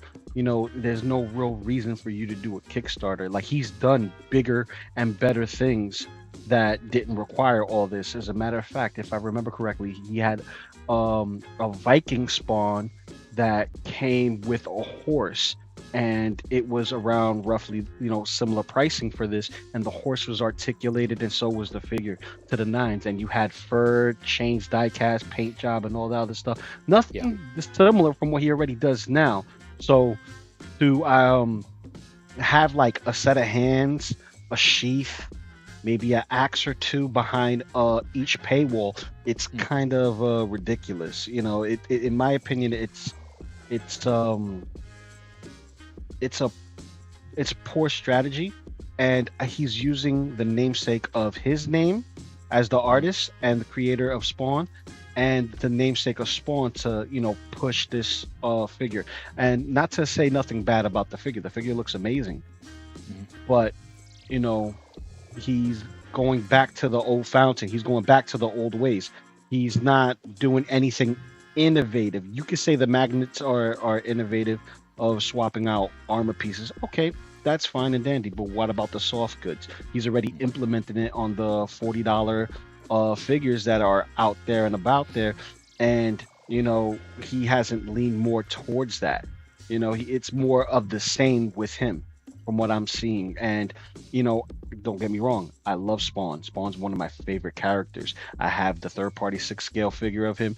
I have the Mortal Kombat versions of him. I had all the older figures still in box, at home. So it's not like something that, I'm just hating. I'm not hating. I just think it's a poor business strategy. It's not like, what is it? Brutal Realm, where they have these barbarian figures, and it's a legitimate Kickstarter where you're getting these individual figures that's never been released before, that's backed by the fans, that in the sense of fans, they're creating a fandom. And with each tier, you get similar body, different plastic, more plastic for your buck, and then these interchangeable parts. That's no different than Savage Crucible when they did their stuff as well. To get their feet wet, I think that's good for Kickstarters, for crowdfunding and stuff like that. When you're an established company, I don't think it's necessarily necessary when your name's supposedly supposed to drive. But if you put the words exclusive, signatures, and all these other kind of flares to kind of get you, buzzwords to get you popping and getting, you're not going to see the value in it. Matter of fact, the first Kickstarter, I remember Todd saying this specifically. Oh, we're going to add punch and this, that, and the third or whatever. And he has this thing where he loves having his figures pre-posed. He sees them vanilla and it doesn't make any sense or whatever the case may be. And basically, he wants it to look, astonishing and different from everything else. But then when you get it in hand and you want to kind of have him in a very, stoic vanilla pose, you couldn't do that with the first Spawn figure. And you kind of felt forced to buy the 3 and get everything because you get more. But when people try to flip it, it didn't work. Gotcha. Right now it's what I could probably get the first Spawn or even a modern Spawn from the Kickstarter for like maybe $200. and the original asking price was 100. So yeah, it's double, but that's any Kickstarter. It'll be Gotcha. double if it's Yeah. not, you know, over the top.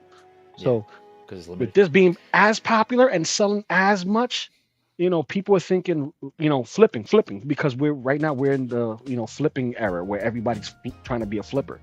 Right. So I don't see it, it's a you know, gamble. kind of working. It's a heavy gamble. It's a heavy gamble, but not to take away from what the figure is. It looks amazing. It will go great with my collection. It will look great in anyone's collection who collects Spawn or medieval figures in general. Yeah. Just saying. Yeah, no, I hear you.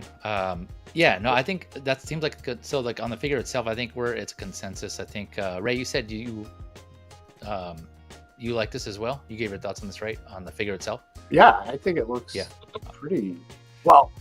Go back to the one figure where they compare it to the 1995. I think. Oh yeah, the first release. Oh my gosh! Like take a look at the advancement in toys. Like don't get me wrong, if you got the 1995 original, I'm sure that's still like a jewel of the crown. Yeah, but it's almost like look at what we could do in 1995, and now look what we can do in 2024. Wow, it's like almost night and day. Yeah, PlayStation 1, PS5. Yeah, exactly.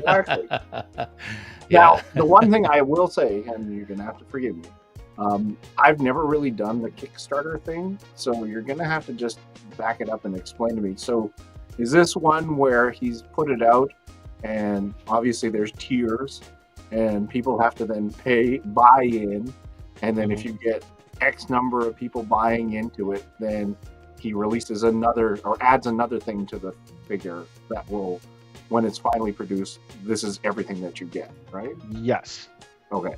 Yeah. So then you're telling me that he was saying that he needed 100,000 just to get one of them. The standard figure. The standard figure with no hands, no extra hands. This right here. Yeah. Okay. And then he's, as of your last check, Jay, he's gotten how many backers? 8.3 thousand, 8,300, just over that. Yeah. All right. So he still needs more to release. So he was aiming, his goal was $100,000, right? Regardless of backers. This is the amount of money. That was, once he reaches that, then he's gonna be able to fund this. But he's already surpassed that by like more than 20 times, right? Because he's at almost 20 times. He's at 1.6 million. So he's way above like his goal.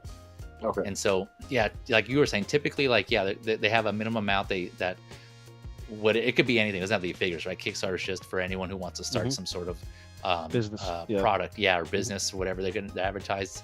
And once they reach that minimum goal, then they can go into production. And so, and then additionally, there's a minimum, but as incentives to get more backers to pledge more money, they usually add tiers, like you were saying, right? Like, that's exactly it. And there's usually multiple tiers. And for each funding tier they reach, each funding goal after the minimum, then they add more items. But you don't pay any more. It's still the same price. Yeah. It's just because they have more people pledging or giving more money, then they can use that money to then provide you more. But you don't pay. Yeah, you don't pay any more. You still pay the initial pledge price of whatever you initially pledged. Yeah. So, Lou, where we're at right now with the tiers, do you think that people will have gotten their money's worth? Yes, I do agree he will get the money's worth. As far as like everything that's here, right? But the ones that are highlighted, correct me if I'm wrong, the ones that are circled, those are the ones that are already unlocked. Yes. Okay. So everything else that's not unlocked, it's not available. Correct. As of now, okay. Yeah. As of now. So hear me out. The figure is approximately what? $60? Give or take? Like 50, 50, just under 60 is 58. Yeah, 58. All right. Give or take. All right. So let's round it off $60, right? Okay. $60 figure, right? And you're getting this. Not bad. You get, a nice big axe, you have the sword, you have a sheath, You have the extra hands, you have the extra helmet, you have an extra gauntlet piece, a chest piece, and a shield. Not bad at all. Not bad at all as far as getting your money's worth. What I don't agree with was the display of items saying this is what you're going to get when you back this item, and then have everything behind a paywall when you initially start. That's what I don't agree with. But as far as what we get now, yeah, I can see the value in it. But Yeah. it's still touch and go with me. I don't like the practice because it's not like HasLab. HasLab, they'll give you something enormous and then they'll throw in like 3 or 4 figures. You get the difference? You I know, see what you're saying, like the engineering for that, making it big, putting a big packaging behind it to make sure that it doesn't get damaged through customs and all that, and then adding 4 figures on top of that, 3 figures and interchangeable parts. You know, just, and here you got the paint job and sculpt. Yeah. You know what I mean? It's a little different. So, yeah, I'll go ahead and jump into that part of it then, because we're already there basically.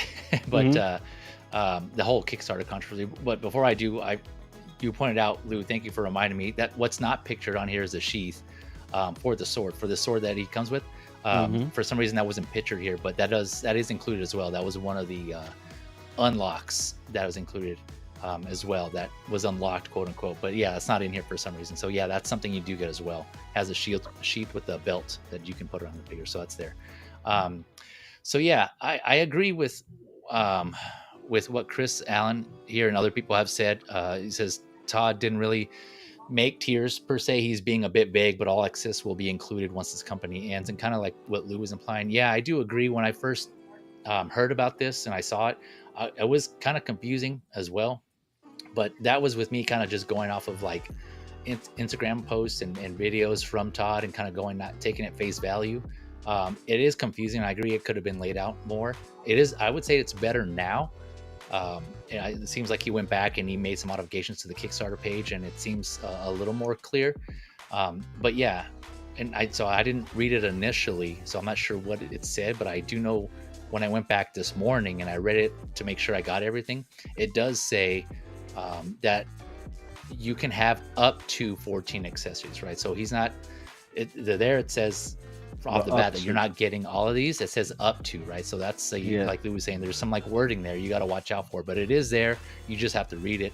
And so yeah, I do agree, and I think he did mention that in his videos too. He just say, we can have up to 14 accessories that we want to give you guys or whatever, something like that. So yeah, that could be worded a little more clearly to state that and to actually list out the tiers, right? Because it was kind of vague and ambiguous. Like we don't know how much money we need to get to unlock these things. It kind of just seems like, well, we've already surpassed $1.6 million, and so now he's just kind of, maybe because it happened so fast, I don't know, but he should have already had that when he posted up the Kickstarter. But he just started kind of making videos. Okay, he's like, now you guys get this, and so. Yeah, I agree. Ducking it. He's Scrooge ducking it right now. That's the thing. He makes money. He makes money. Yeah. He makes money. Yeah. So this right here doesn't make sense. Yeah. It was. So I agree. I think it could have been spelled out a little better. Like it could have been more clear for collectors because people were confused. And so yeah, that's why I try to do my homework here to kind of make hopefully a little bit cleared up for you guys. But so everything else, yeah. Here, at last I looked, there still wasn't funding pledge goals to unlock the rest of these. It kind of just still seemed ambiguous. Like you could get these, so I don't know how much you need to unlock.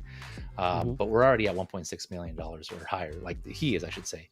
And so regarding I will add that he did mention in one of these videos when he was talking about the chest plate specifically, he did say that, quote unquote, like something along the lines of, you will get all these additional accessories in both the colored and a gray version for like the prototype. So I don't know if he means like the weapons too, or if he was just referring to like the interchangeable pieces, but he did say you get both. So for at least this chest piece, you're getting both the prototype gray version and the painted version. I think that's what he means. I think he, like, when you get to the next tier, if the chest is the unlockable piece, right? Yeah. And you're for all 3, you should have one for each. One for each. Okay, I see. Yeah, I think that's how he was trying to to word it, because Word it.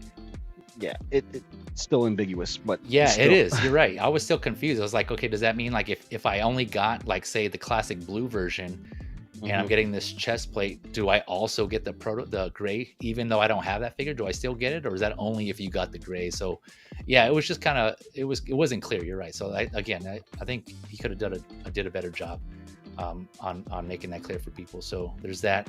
Regarding the whole like choice on doing the Kickstarter, I mean, I hear what everybody's saying. I do agree to some extent, right? It's kind of weird for a big company to use a Kickstarter, and it would seem like it'd be more for like smaller companies just starting off and want to, trying to establish themselves.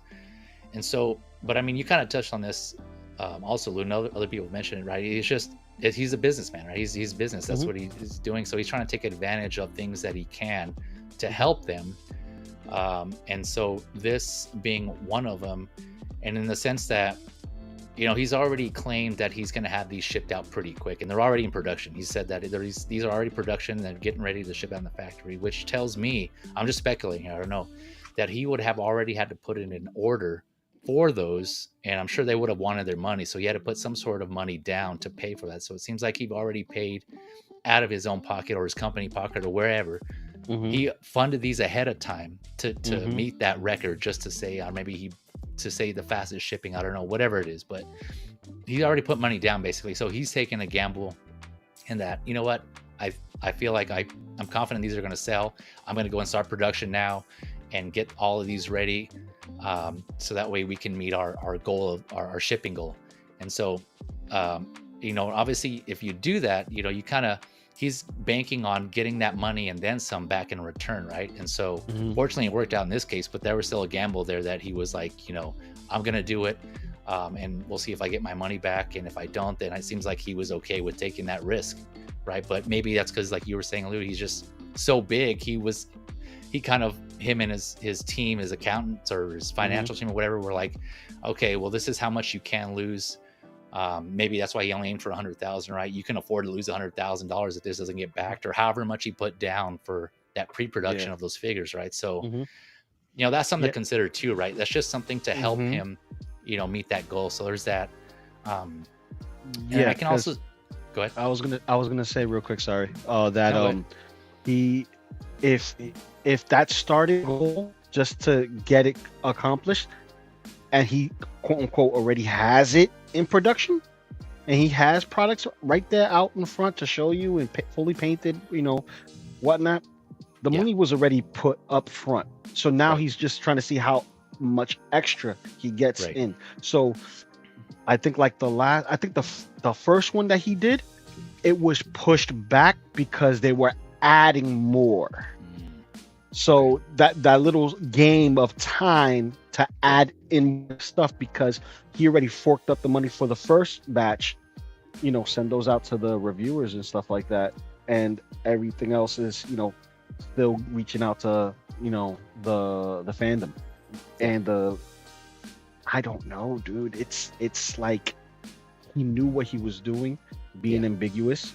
People are people, and I'm using a broad brush. People in this generation are so quick to swipe up, because they only have 15 seconds of time in their life to pay attention to what's being said and what the words mean in their vocabulary, to understand what is what and what is not. And up to is a very ambiguous way of saying you can get there when we say so. They use that in the casino world. They use that in the casino world. It's on the machines. I'm telling you. A lot of people use it, it's a way to kind of draw you in without giving you a definite answer. Exactly. And I agree. And this isn't, just kind of like you were touching on, right? The other aspects of business and marketing, consumerism, use words like that, right, to kind of pull people in like that. The whole point is to get them to spend your money on their stuff or bring you into whatever they're trying to do, right? Because I mean, it's car salesmen, they use the similar wording, right?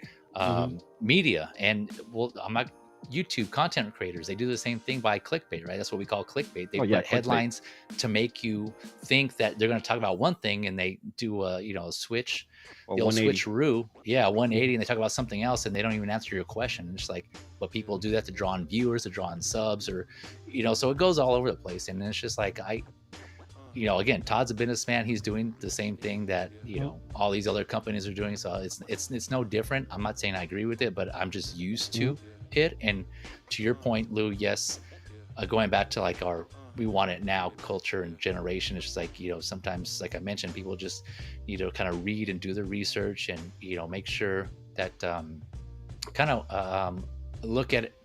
Do your research and inform yourselves, basically, to make sure what you're getting is what you're getting, and you're making the right decision for yourself, right? So just kind of because it is quick to go through and just kind of look at something and be like, okay, yeah, that's what that is, but without reading the fine print, basically, right? There's always that fine print.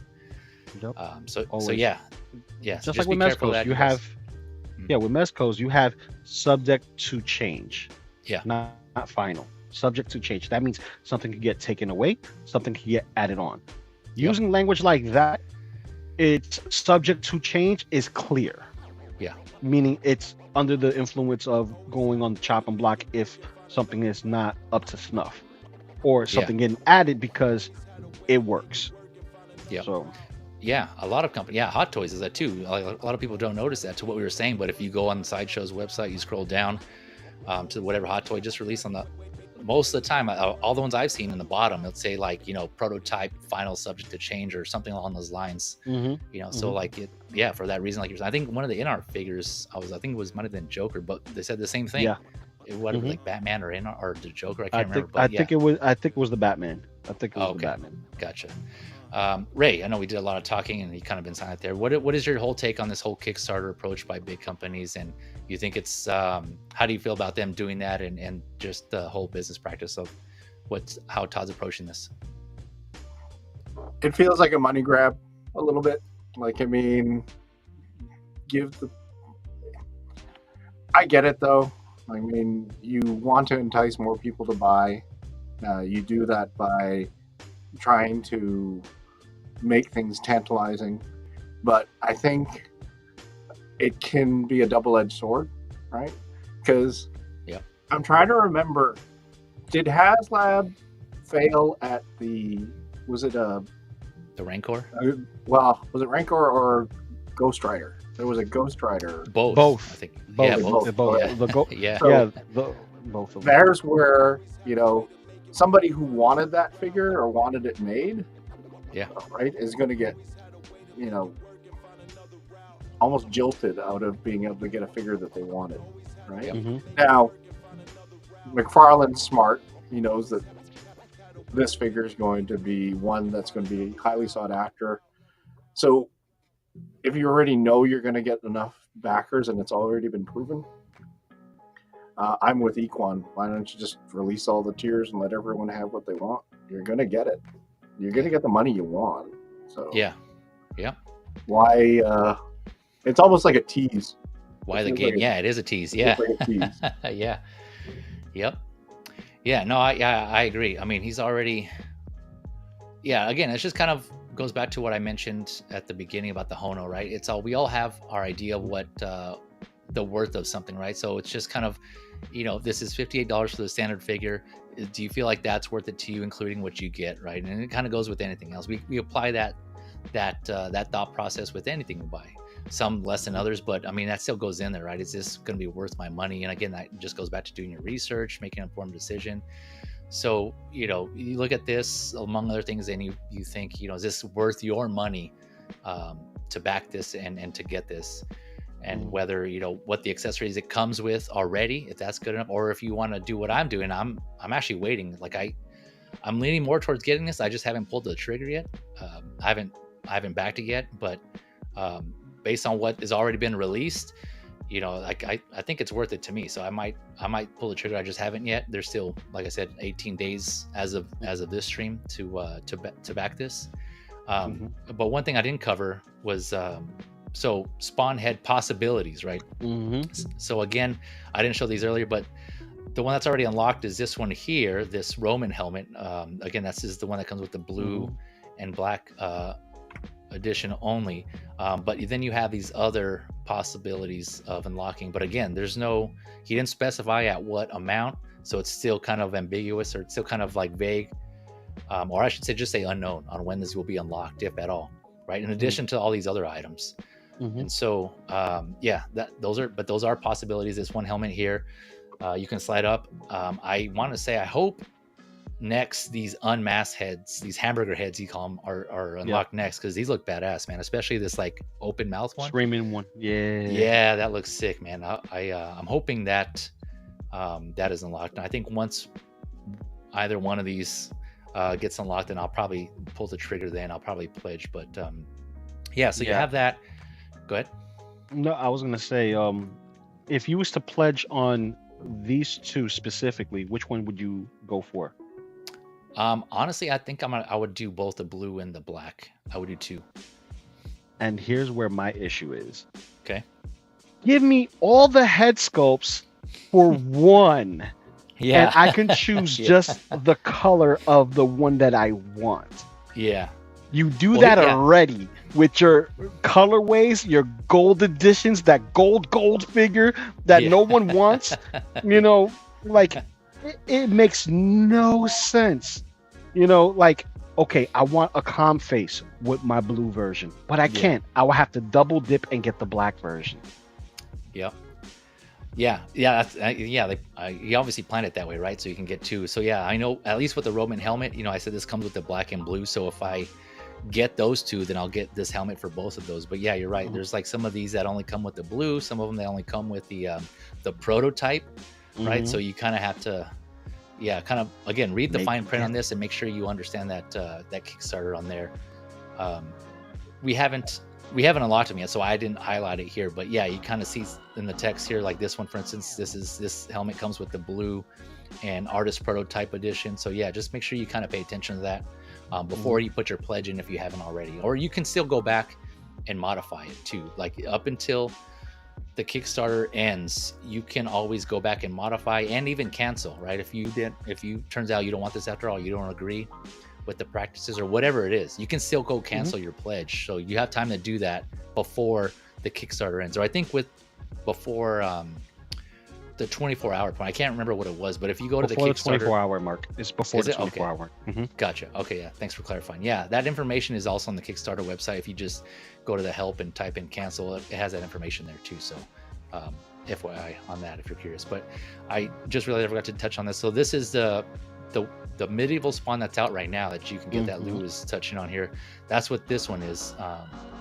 So if you just want a medieval spawn and you don't care about the this Kickstarter one, this is an option too. Obviously it's not as detailed, not as well painted, but if you just want a general medieval spawn, this one's there. I think it's around $30, $25 to $30. It was in the $30 plus mark, and okay, if I remember correctly, it's a gold label. So if it's a gold label, it should have extra paint on it. That's different because he did a second run on it, if I'm correct. Yeah, I forgot to get the picture of the box, but I think you might be right. I think it is a gold label on there. Because if it's a gold label, then it's this one. Okay. Yeah, this is, I just kind of typed in medieval spawn, and this is the one I saw. So okay, that is there. But yeah, you might be right. There might be a gold label as well. So we'll check. I'll check on that. But just FYI for those who are curious and want to compare it, there's this one as well. If that's your thing. And then let me see here, what other slides do I have on this? I think that was it. Okay, yeah. So another thing I was gonna touch on was the whole, Lou brought up the HasLab, right? And Ray as well, as far as like the Hasbro, right? Their version of the Kickstarter is the HasLab. And again, another big company, why are they doing a kick or a crowdfunding approach on that? I'm guessing, again, I'm just speculating here, but that seems like a risky product to do, like something that big, because maybe they thinking they're not going to sell. They're like, hey, we're not going to back this, like Hasbro, like the execs, whoever, like probably are saying, we're not going to make this because this is kind of a risky. We don't know if it's going to sell or not, and enough stores are going to want to sell it because it's so big.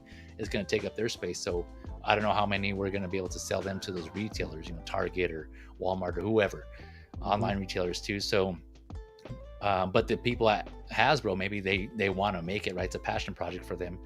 And so they're like, okay, well then we'll just create this whole HasLab. I haven't read the history on it, but that's just my take on it. So maybe Lou can shine some light, but it seems like, that was their, is that what it is? Yeah. So it's like they're possibly they're able to make this item and this product and get it out there for people to enjoy. The only way to do that is through this HasLab. But I don't know, is there anything you want to touch on that, Lou or Ray? I'll let Ray go first. He's been quite quiet. Come on, man. I know I got a big mouth. Go ahead. No. I mean, it seems like it's a safety net for the big companies, right? Yeah. So we put it out there. We know it's going to be expensive. We don't know what kind of demand there's going to be for it. And then if it's a figure that, although going to be expensive to produce, gets a lot of funding, they go for it, right? And so, but then if it doesn't work, Rancor/Ghost Rider, well, the company loses nothing, right? Yeah.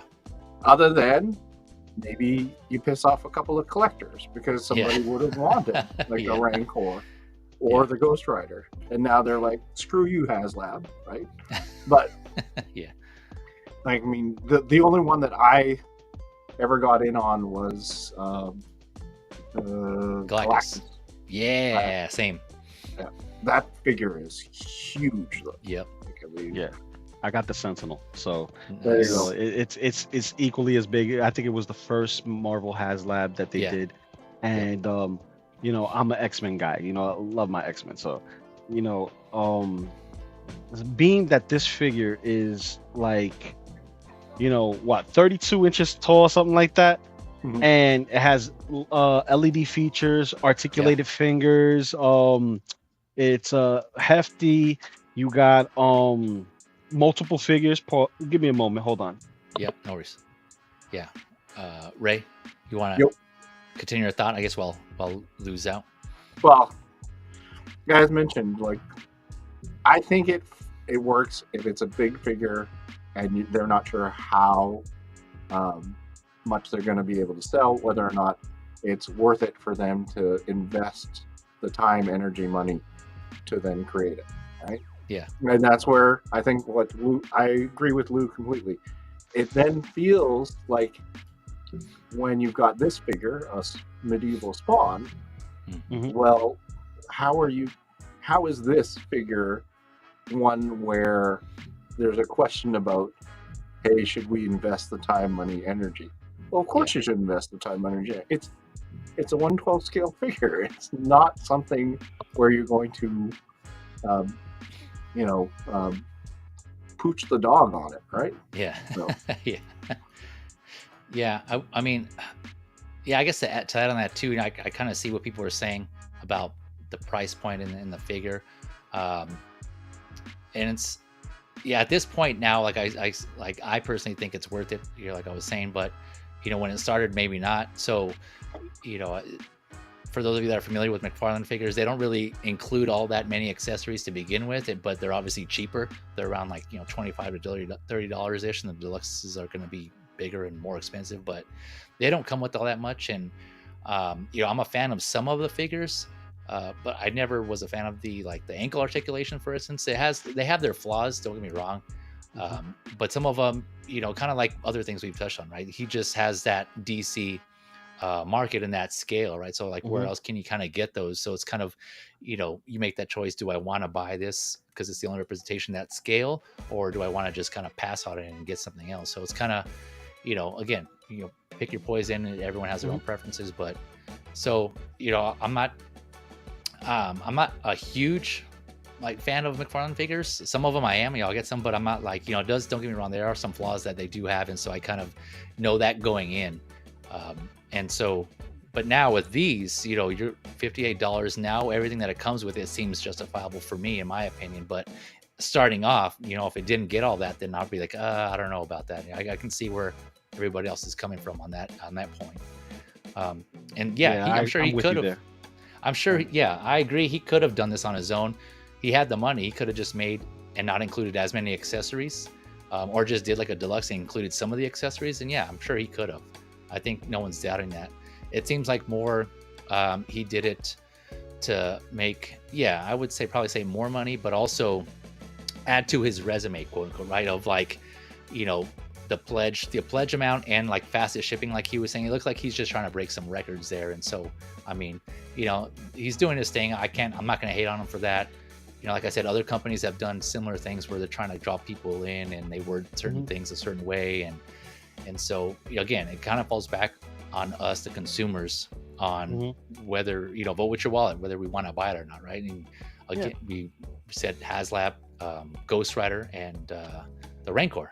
Right? Those are two examples. People didn't agree with how they were doing that, what they were including. They're like, what the hell? Why are you including this cardboard backdrop as a tier for the Rancor, I think it was? Yeah. And like, no one was buying it. They're like, what the hell is this? And so look what happened. It failed. Go ahead, Luke. Yeah, they added figures that they already had released as an add-on. Yeah. You know, Gamorrean Guard, you know, like, give us something more. There's more you can add to it. You know what I mean? Throw some more things that you could have put to the Rancor. Matter of fact, we would have been happy if you didn't have any add-ons and just gave us more realism. Yeah. More realism if you could have went seamless even, because the technology is there. You're asking $300 for it. Give me something within the $300 range, like a Hot Toys does. You know, I'm so used to, you know, buying multiple figures. Like, dude, I recently got my Mondo Gecko and my whatchamacallit, my Leatherhead from the, you know, the Stomp not Wrestling surprised. Turtles. Yeah. You know, not surprised, right? but I got my Stomp Wrestling Turtles there. Got them earlier this week, thanks to my boy Ant. But here's the thing. I know what I'm getting with my money for $40. You know what I mean? I'm getting the details. I'm getting the accuracy of the artistry from the artist at the time, and then, you know, a couple of accessories, and I'm getting what is it? 2 pairs of hands and an extra pointing hand. You know what I mean? So I'm getting that with $40. You know, and currently with what we got now, yes, I say that it is worth it. You know, just the way it was introduced early on felt the same way as the first Spawn. But this is an automatic grab for me because I do want it. There's no doubt in my mind that I want it. Yeah, it's just, which one do I want? Yeah, do I want to go with just the blue one because it reminds me of the first one that came out way back when, or do I want to go with the black one because, you know, the accessory headpieces, the portraits are more better than the first one? You know, that's kind of where I'm at, teetering back and forth, because if I try to double dip and get this, I'm shooting myself in the foot. Because it's like, I need this, I need that. You know what I mean? Right. Yeah. Or like you were saying, because there's so many sold, they may not be as expensive on the secondary market. That's what you're referring to, but I don't know. Yeah, it is a gamble. Yeah. Give me one moment. It seems like this tier thing is the new Build-A-Figure. You know how you used to have to buy, there'd be a line, you wanted the Build-A-Figure, 3 of them you liked, 2 of them you kind of were like, why would I even want that figure? However, a little different, obviously. Yeah. But from the way Lou's talking, it seems like, well, if you wanted to get everything, you'd have to get every version, right? The blue, the black, and then buy into the proto, right? Yeah. Which then pretty much. It feels like, wow, almost excessive, right? Beyond excessive. Yeah. Beyond excessive, brother. Because this is why I have Casey Jones right here. One Casey Jones from Mezco, right? One from Mezco.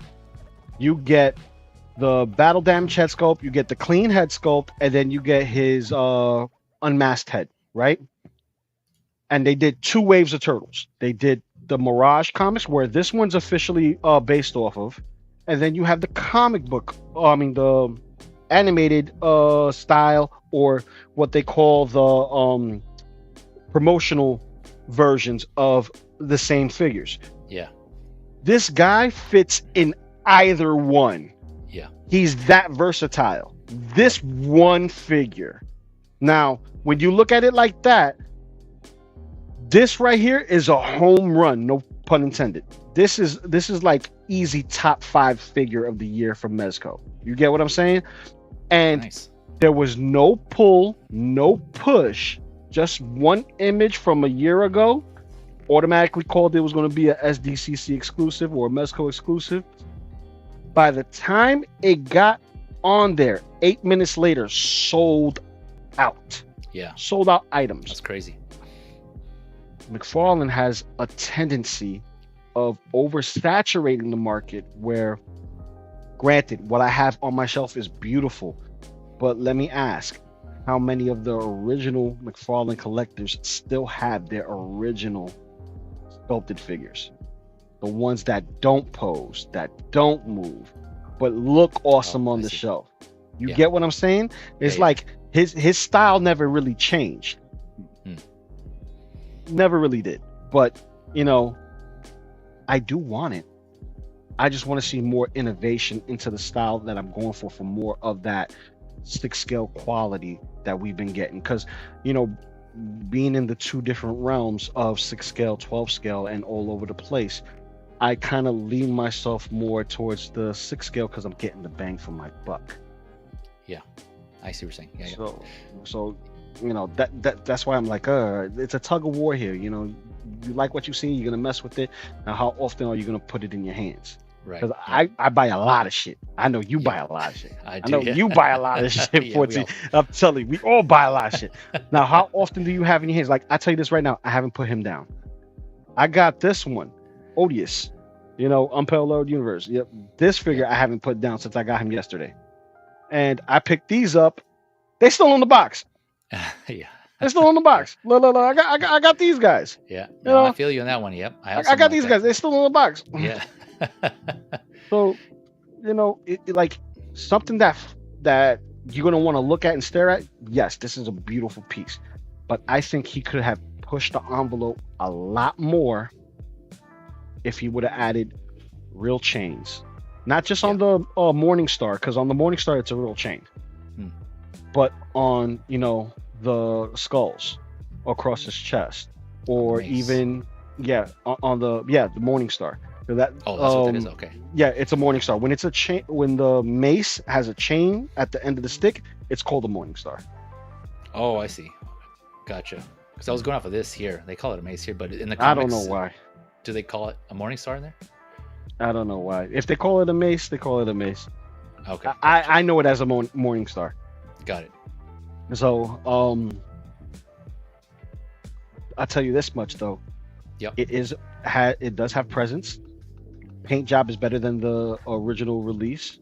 Yeah. Now I just gotta decide which one do I want more. Which color? Yeah.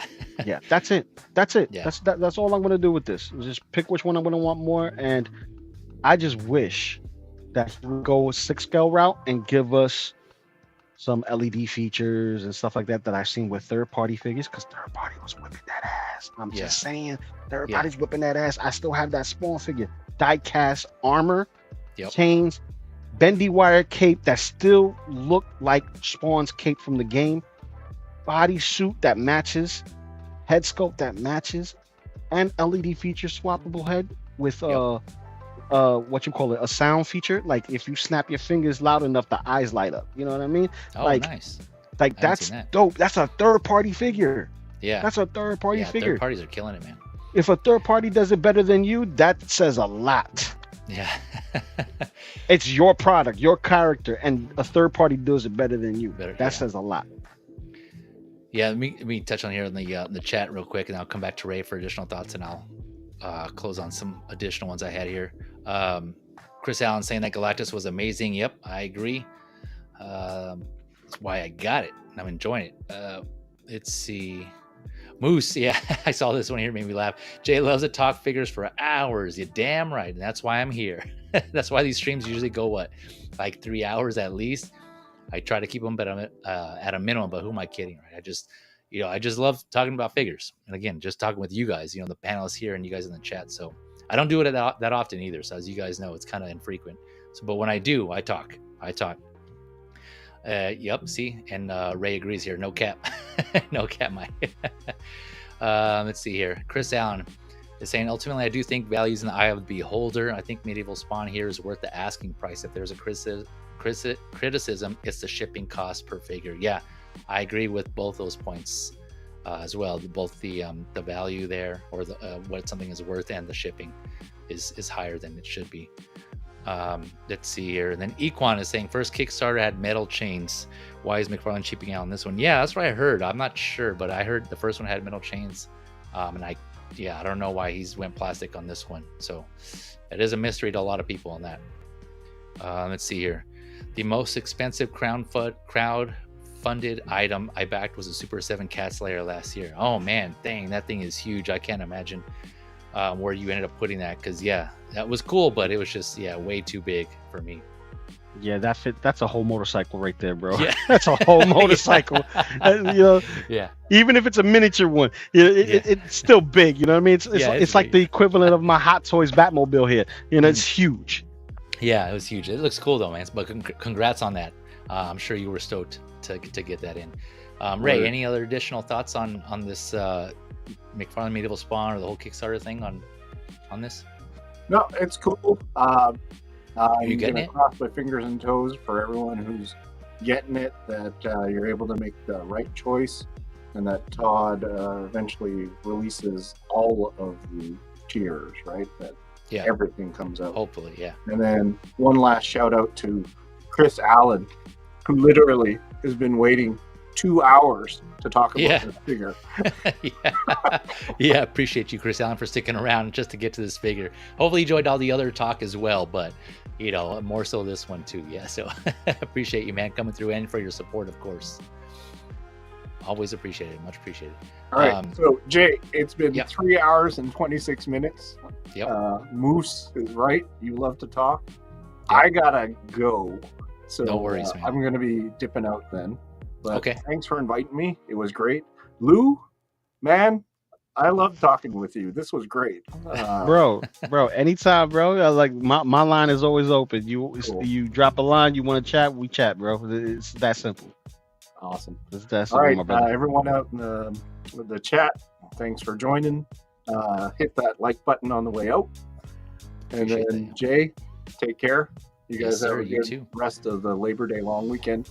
Mhm. Yeah, man. Peace out. Yep, later. You as well. We'll catch you. We'll be in touch. Oh, yeah. Look at that. I still can't do the bloom thing. It doesn't work for me. I think I heard it was, someone said, I think it was yesterday on LW. They said it would have been a Mac thing. I don't know. It could be a Mac thing. Let me see if it works. Let me just get Casey out the way. And just... So while Lou's messing with the emoticons there, the action. My final thoughts. I'm over here like Jerry Springer. There you go. So another thing I was going to touch on the whole Kickstarter thing, Jazz Inc. is doing something similar with their Catwoman. He didn't call it a Kickstarter, but the way he's approaching it is kind of like Kickstarter. It's a Kickstarter approach there, right? So granted, this is McFarlane. We're talking about he's huge. Jazz Inc. is not.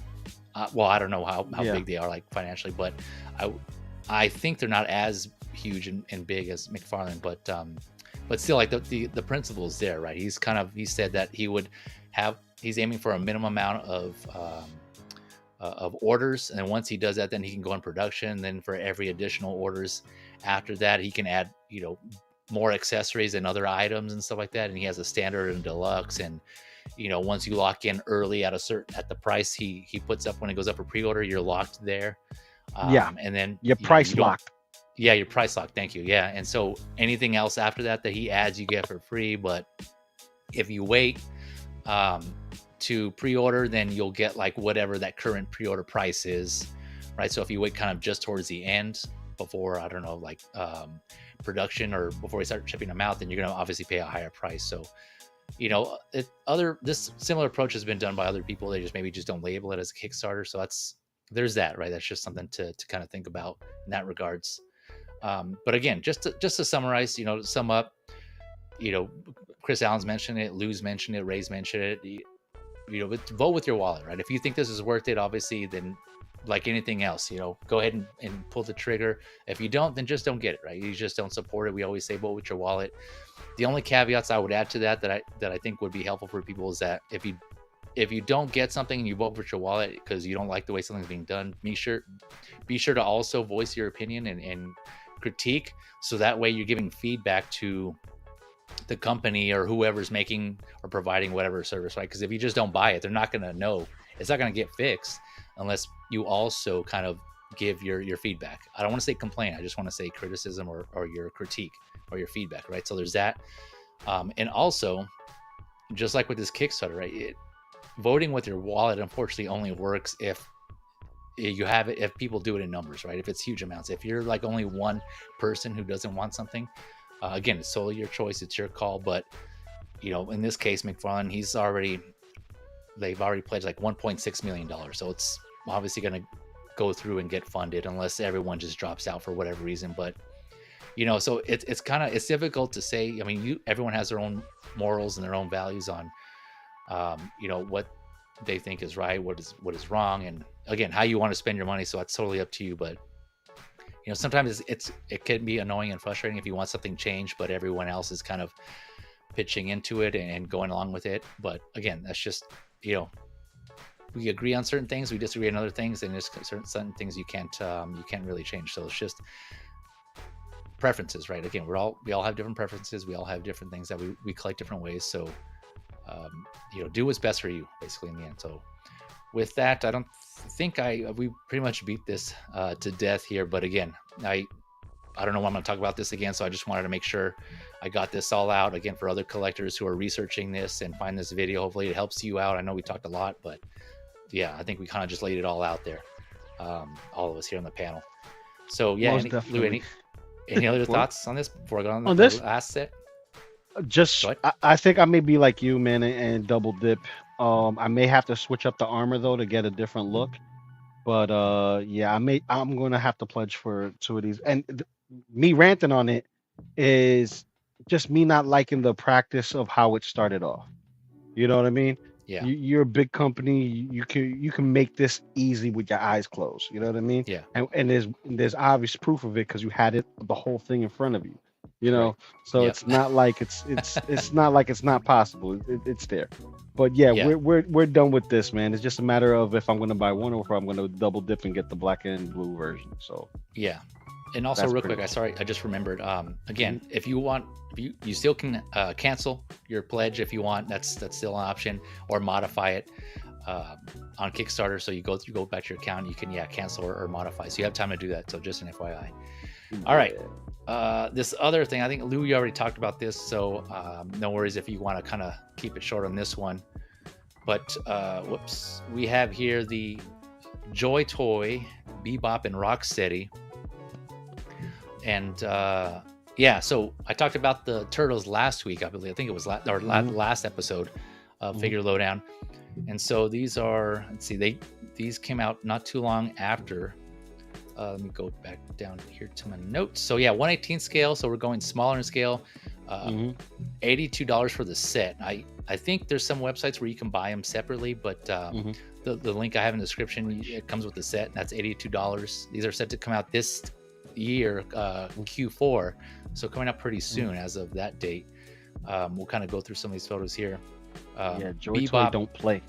No, they don't, man. And just like the turtles, for this scale, the sculpt and the paint on these are just awesome, man. I'm really digging these. And I know, Lou, you said you were already a fan, but just like the take, again, we mentioned earlier, Mezco takes liberties on some of their figures, and it seems like JoyToy has done the same, which I really like. I mentioned in our chat, in the group chat here, Lou, that I like the music and the music themed accessories. So like this boombox here that also doubles as like a rocket, like a bazooka, I should say.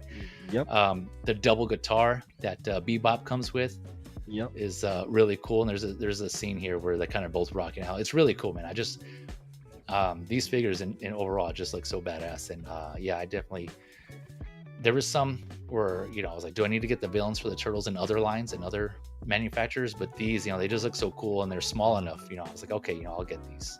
I take it you said you got these, right? Oh, I got these locked in. He's a locked Yeah, in. yeah, When it comes to my turtles, man, I don't hesitate. Yes, my turtle collection is massive, yeah. and what I have planned for a setup, it's going to look good. It's going to take a little bit of time. I say, by the time I'm done with my setup, it will be 2 years in. 2 years in to finish the setup with the shelving units that I want, the space that I Nice. want, the diodes Yeah, that I want, because it's going to be like that forever. Like this is its display. This is what it's going to be forever.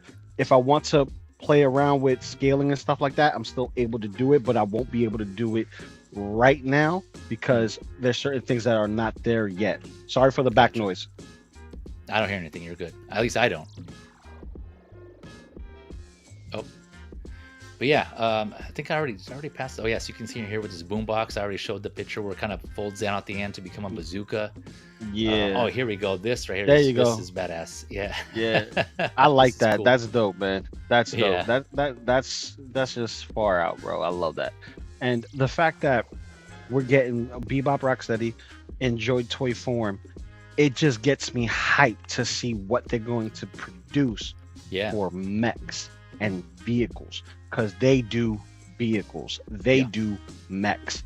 Yep. And there's something about the 1/18th scale, which is that GI Joe size scale when we had back in the day when we were younger.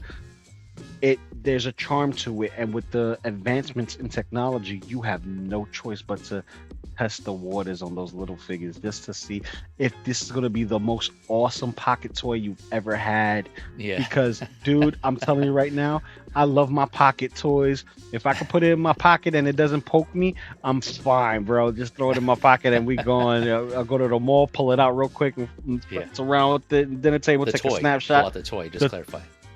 Oh, shh! But Yeah. I didn't say specifics. I Yeah. didn't say specifics. You know, if Go I to bring mall, out the pull it horn, out, yeah. yeah. If I go to the mall and pull it out, you know, I'm just saying. No, but here's like, yeah, you got 4 characters and then 2 villains.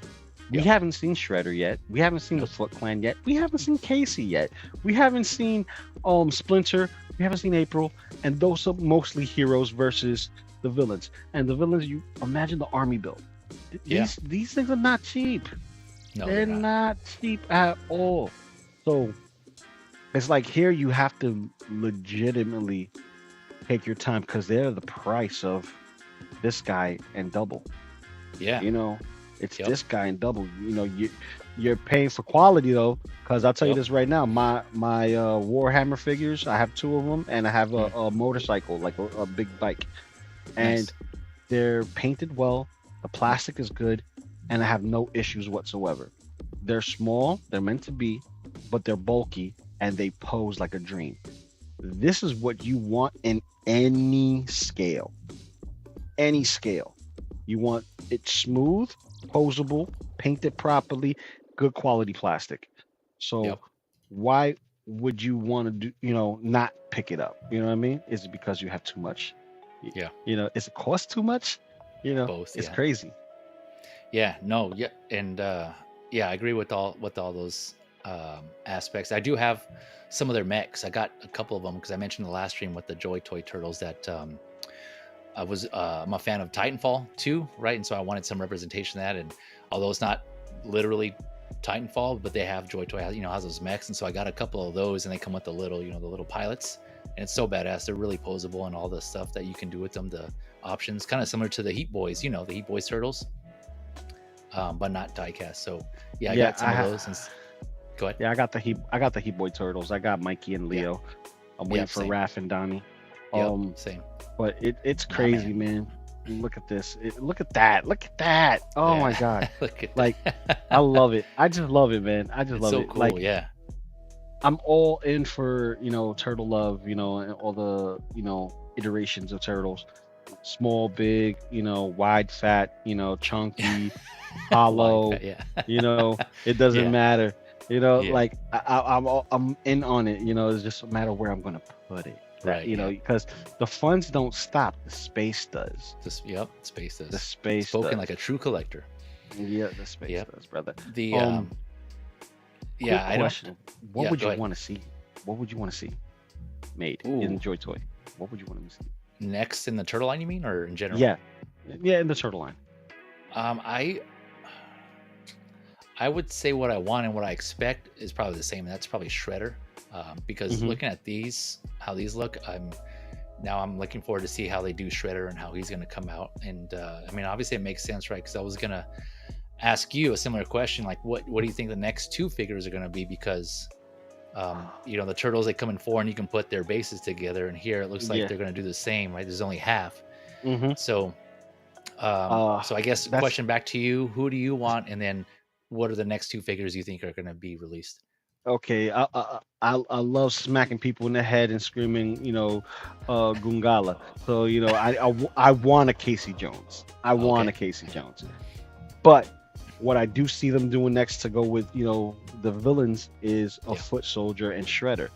But here's the true question: are they gonna go into the animated line and give us the gray and purple? Or they're going to lean more towards IDW style where it's gray and red, or give us the Mirage colors, burgundy. Yeah, that's good. Yeah, that's a good question. Again, that's like why I'm curious to see. I'm looking forward to it. I would say, I don't know, kind of following the same theme. It'd probably be somewhere in between, right? It might be a mixture of those two, because these seem kind of like a mix between animated and comics. I don't know what comic version. I don't know if it'd be the IDW or Mirage. Gives me that anime vibe, though. It gives me anime vibes. Especially when you look at the turtles. The turtles look very anime-ish. Or what was that? The Smite, I think it was. They kind of look almost Smite-ish. Like one of those like goofy style Fortnite kind of turtles. Nothing crazy. Smite is a game. Never heard there were skins. There were skins in the game.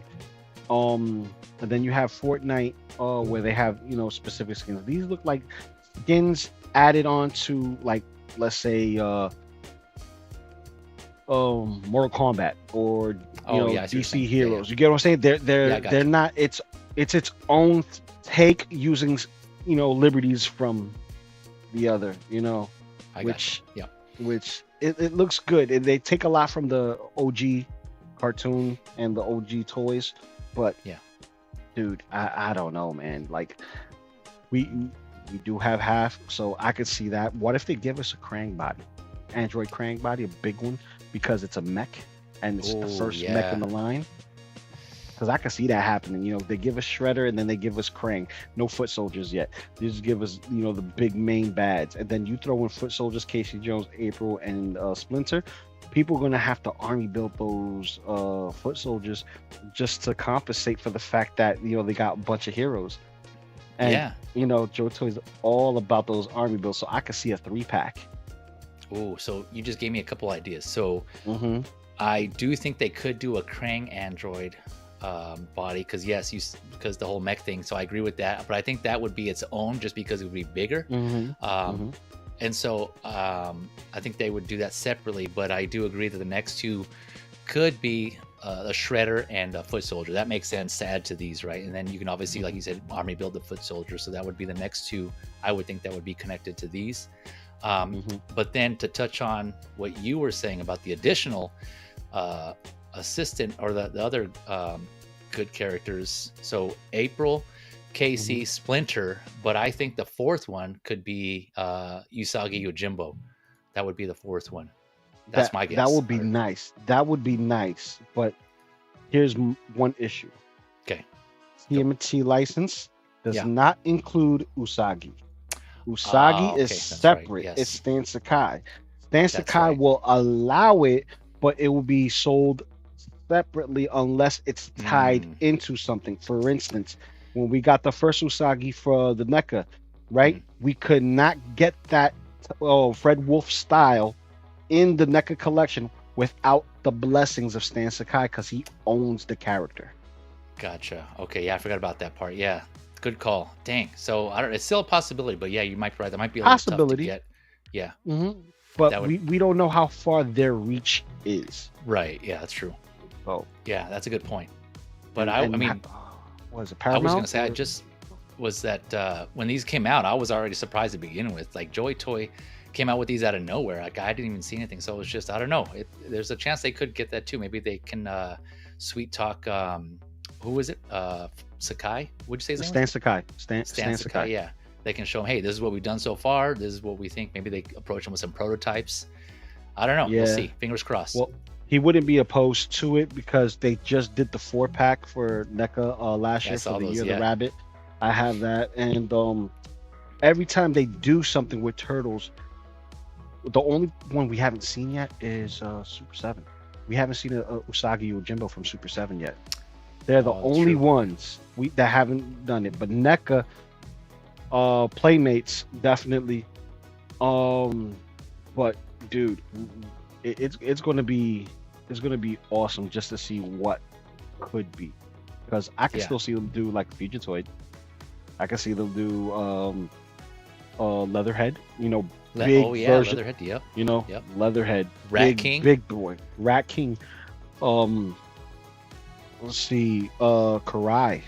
Karai. Yeah. Mondo.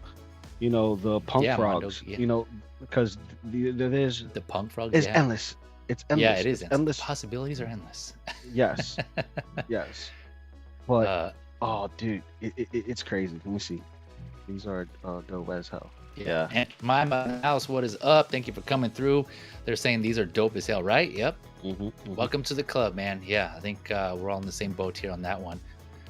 See, Tijuana Mike saying, thanks, gentlemen, for explaining this Kickstarter. I just ordered the Blue Spawn. Yeah, my man. Congrats. Yeah, appreciate it, man. Glad we can be help to you on that one. And for everyone else who found that informative. See, Antoine is saying, I've been waiting for the right opportunity to dive into JoyToy. These might be it. Yeah, man, I don't blame you. This is a good place to start. You know, definitely different, like we were saying, like Lou was saying, from the other stuff they have been doing, which has been like Warhammer, mech stuff, you know, military. And they even have some 1/12 scale figures. Frontline Chaos thing it's called, where they have the females, right, that are like a task force of females or something like that, and they have the cloth goods, right? Yeah, I have some of those. And they're a couple of them actually. They're pretty good. They got some Badlands. I think it's called Badlands.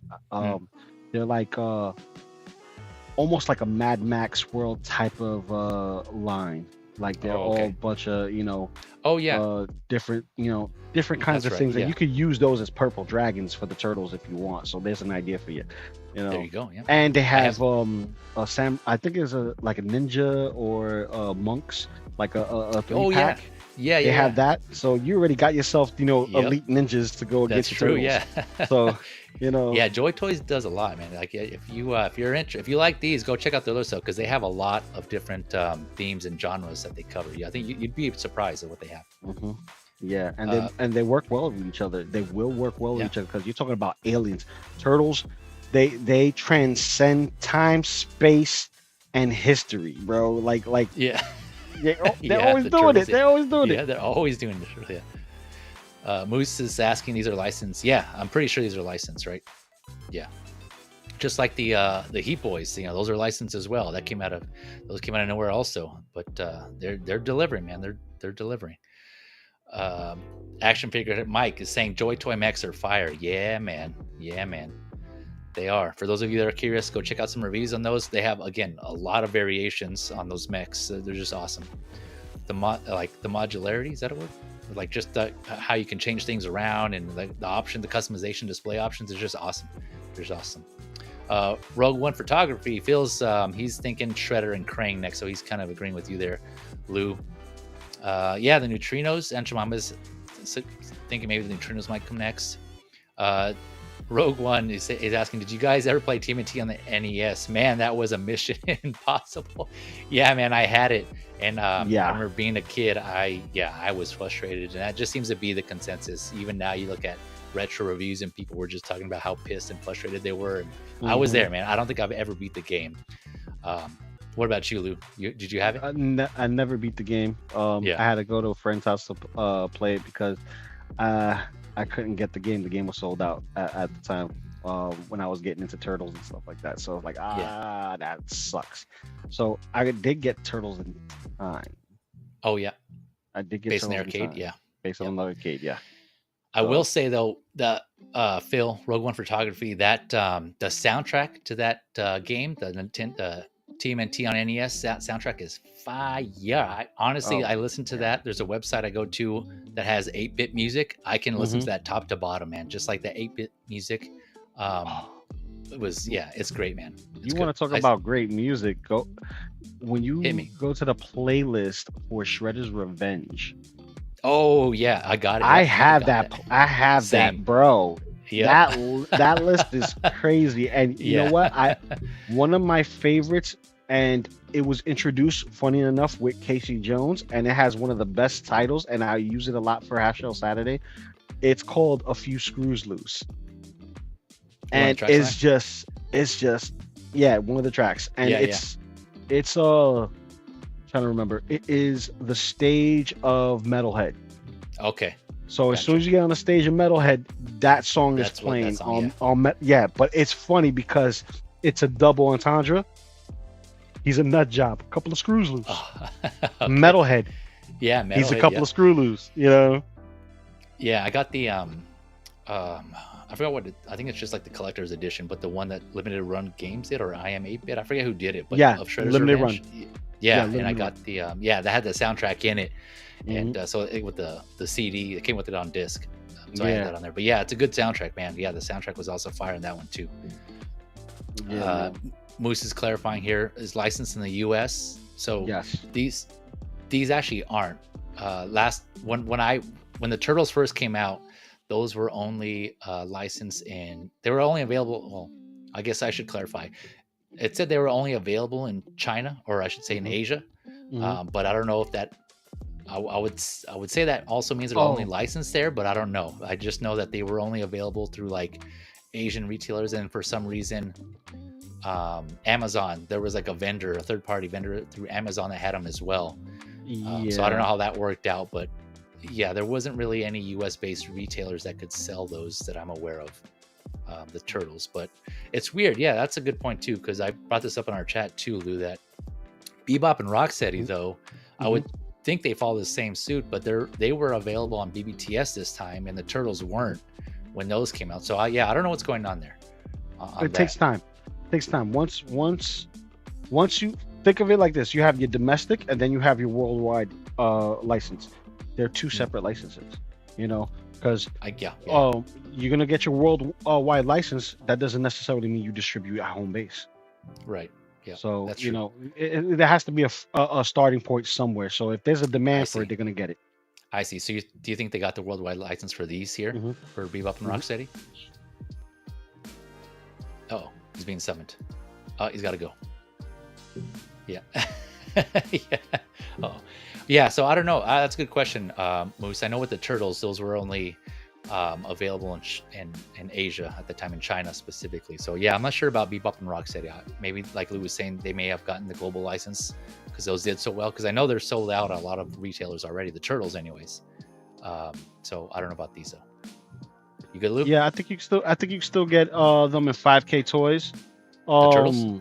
Yeah, I think you can. Okay. You check 5K Toys. You can possibly get those guys there, and basically you'll be able to do what you got to do in order to acquire them. Yeah. What you gotta do. Yeah, you have to lock them in. You know what I mean? Pay your NRD, and you just sit back and wait. Or you pay the extra. Yep. Yeah. Or you got to pay the extra after the secondary market prices.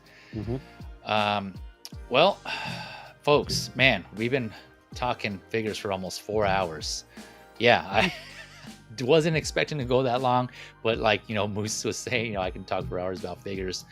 And I just want to say, appreciate you all, for those of you that stayed for as long as you did, whether it was like the whole stream. It was extra kudos to you if you did that, or if you just kind of came in and out. Either way, or if you're watching the replay and you're only watching this segment for whatever reason, the end, the outro, I appreciate you regardless in your time. It's it means a lot, especially on Saturday, Labor Day weekend. You can be doing anything else right now, barbecuing or going out and just enjoying time with the family, doing whatever. So I appreciate the time that you've given us at any point, right? And I guess it could be after the fact as well, not even on Labor Day. But and Lou, thank you for jumping in when you can. The same goes for you. I'm sure you had other things you could be doing, but you spent some of your time with us here and talking figs, talking our love and our hobby here. Anything you want to Anything you want to plug or anything going on before we head out? I think tomorrow I'm gonna do unboxing of these guys, the new turtle offerings that I just got, just so I could get them out the box. Yeah. And Yeah. talk about them and then add them to my pile of turtle collections, if you will. And that's probably gonna happen tomorrow, if anything, because just like life, things change according to schedule. You know what I mean? Yep. Like family first, work, and then this is free time. Free time is Yep. where I do me time. So that there's that. But Mondays you catch me on S Beam's channel. Tuesdays on Maz's. Wednesdays once in a while I'm on Say What. Best of the Best on Thursdays, and Figure Flex Friday on Friday. All right, man. There you go. And of course, I'll put links in the description below to Lou's channel, his socials, so you can hit him up, show him some love if you want. Look at that. Yeah. Yeah. Got the sound effects to go with the visual effects. But yeah, I appreciate you again, Lou, for coming through.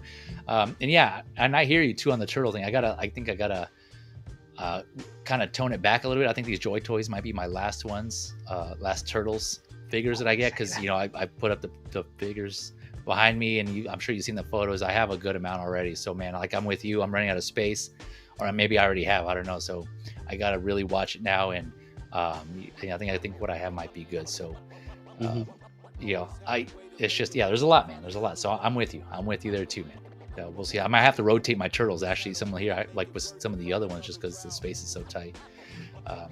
But yeah, so as usual, like I said, like I kind of mentioned before, I don't really have a normal routine or a normal schedule where I do the stream. So I kind of do it like Lou was also, like Lou was saying, I do it when I can, when I have some time, when I have free time, and I'm not, doing things with the family, or just, life, right? Doing things around the house, or just living life. So this is a hobby. I've mentioned this multiple times. This is also a hobby, this whole streaming and then the YouTube aspect. And so I'll do it when I can.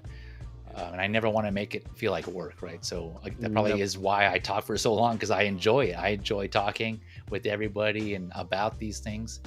And so because of that, I don't stream at a regular basis at a regular time. So just keep out for my socials, Instagram, Facebook. Of course, if you want to get notified through YouTube, there's always the subscribe option, right? You can do that.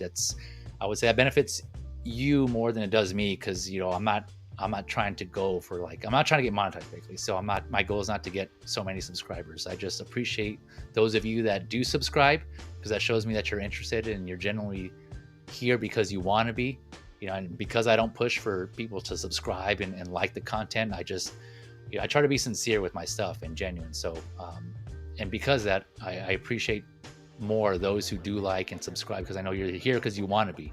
And that shows me that you appreciate the info, and you enjoy the content that I'm giving you. So again, I appreciate all of you for doing that.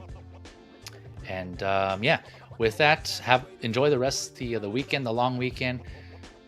Be safe, be healthy, of course. Take care of yourselves. Enjoy the hobby. Don't let anyone take that away from you. Whatever you enjoy, whatever that is, obviously within reason. Collect responsibly, and I'll catch you on the next one. Later, all. Thanks again.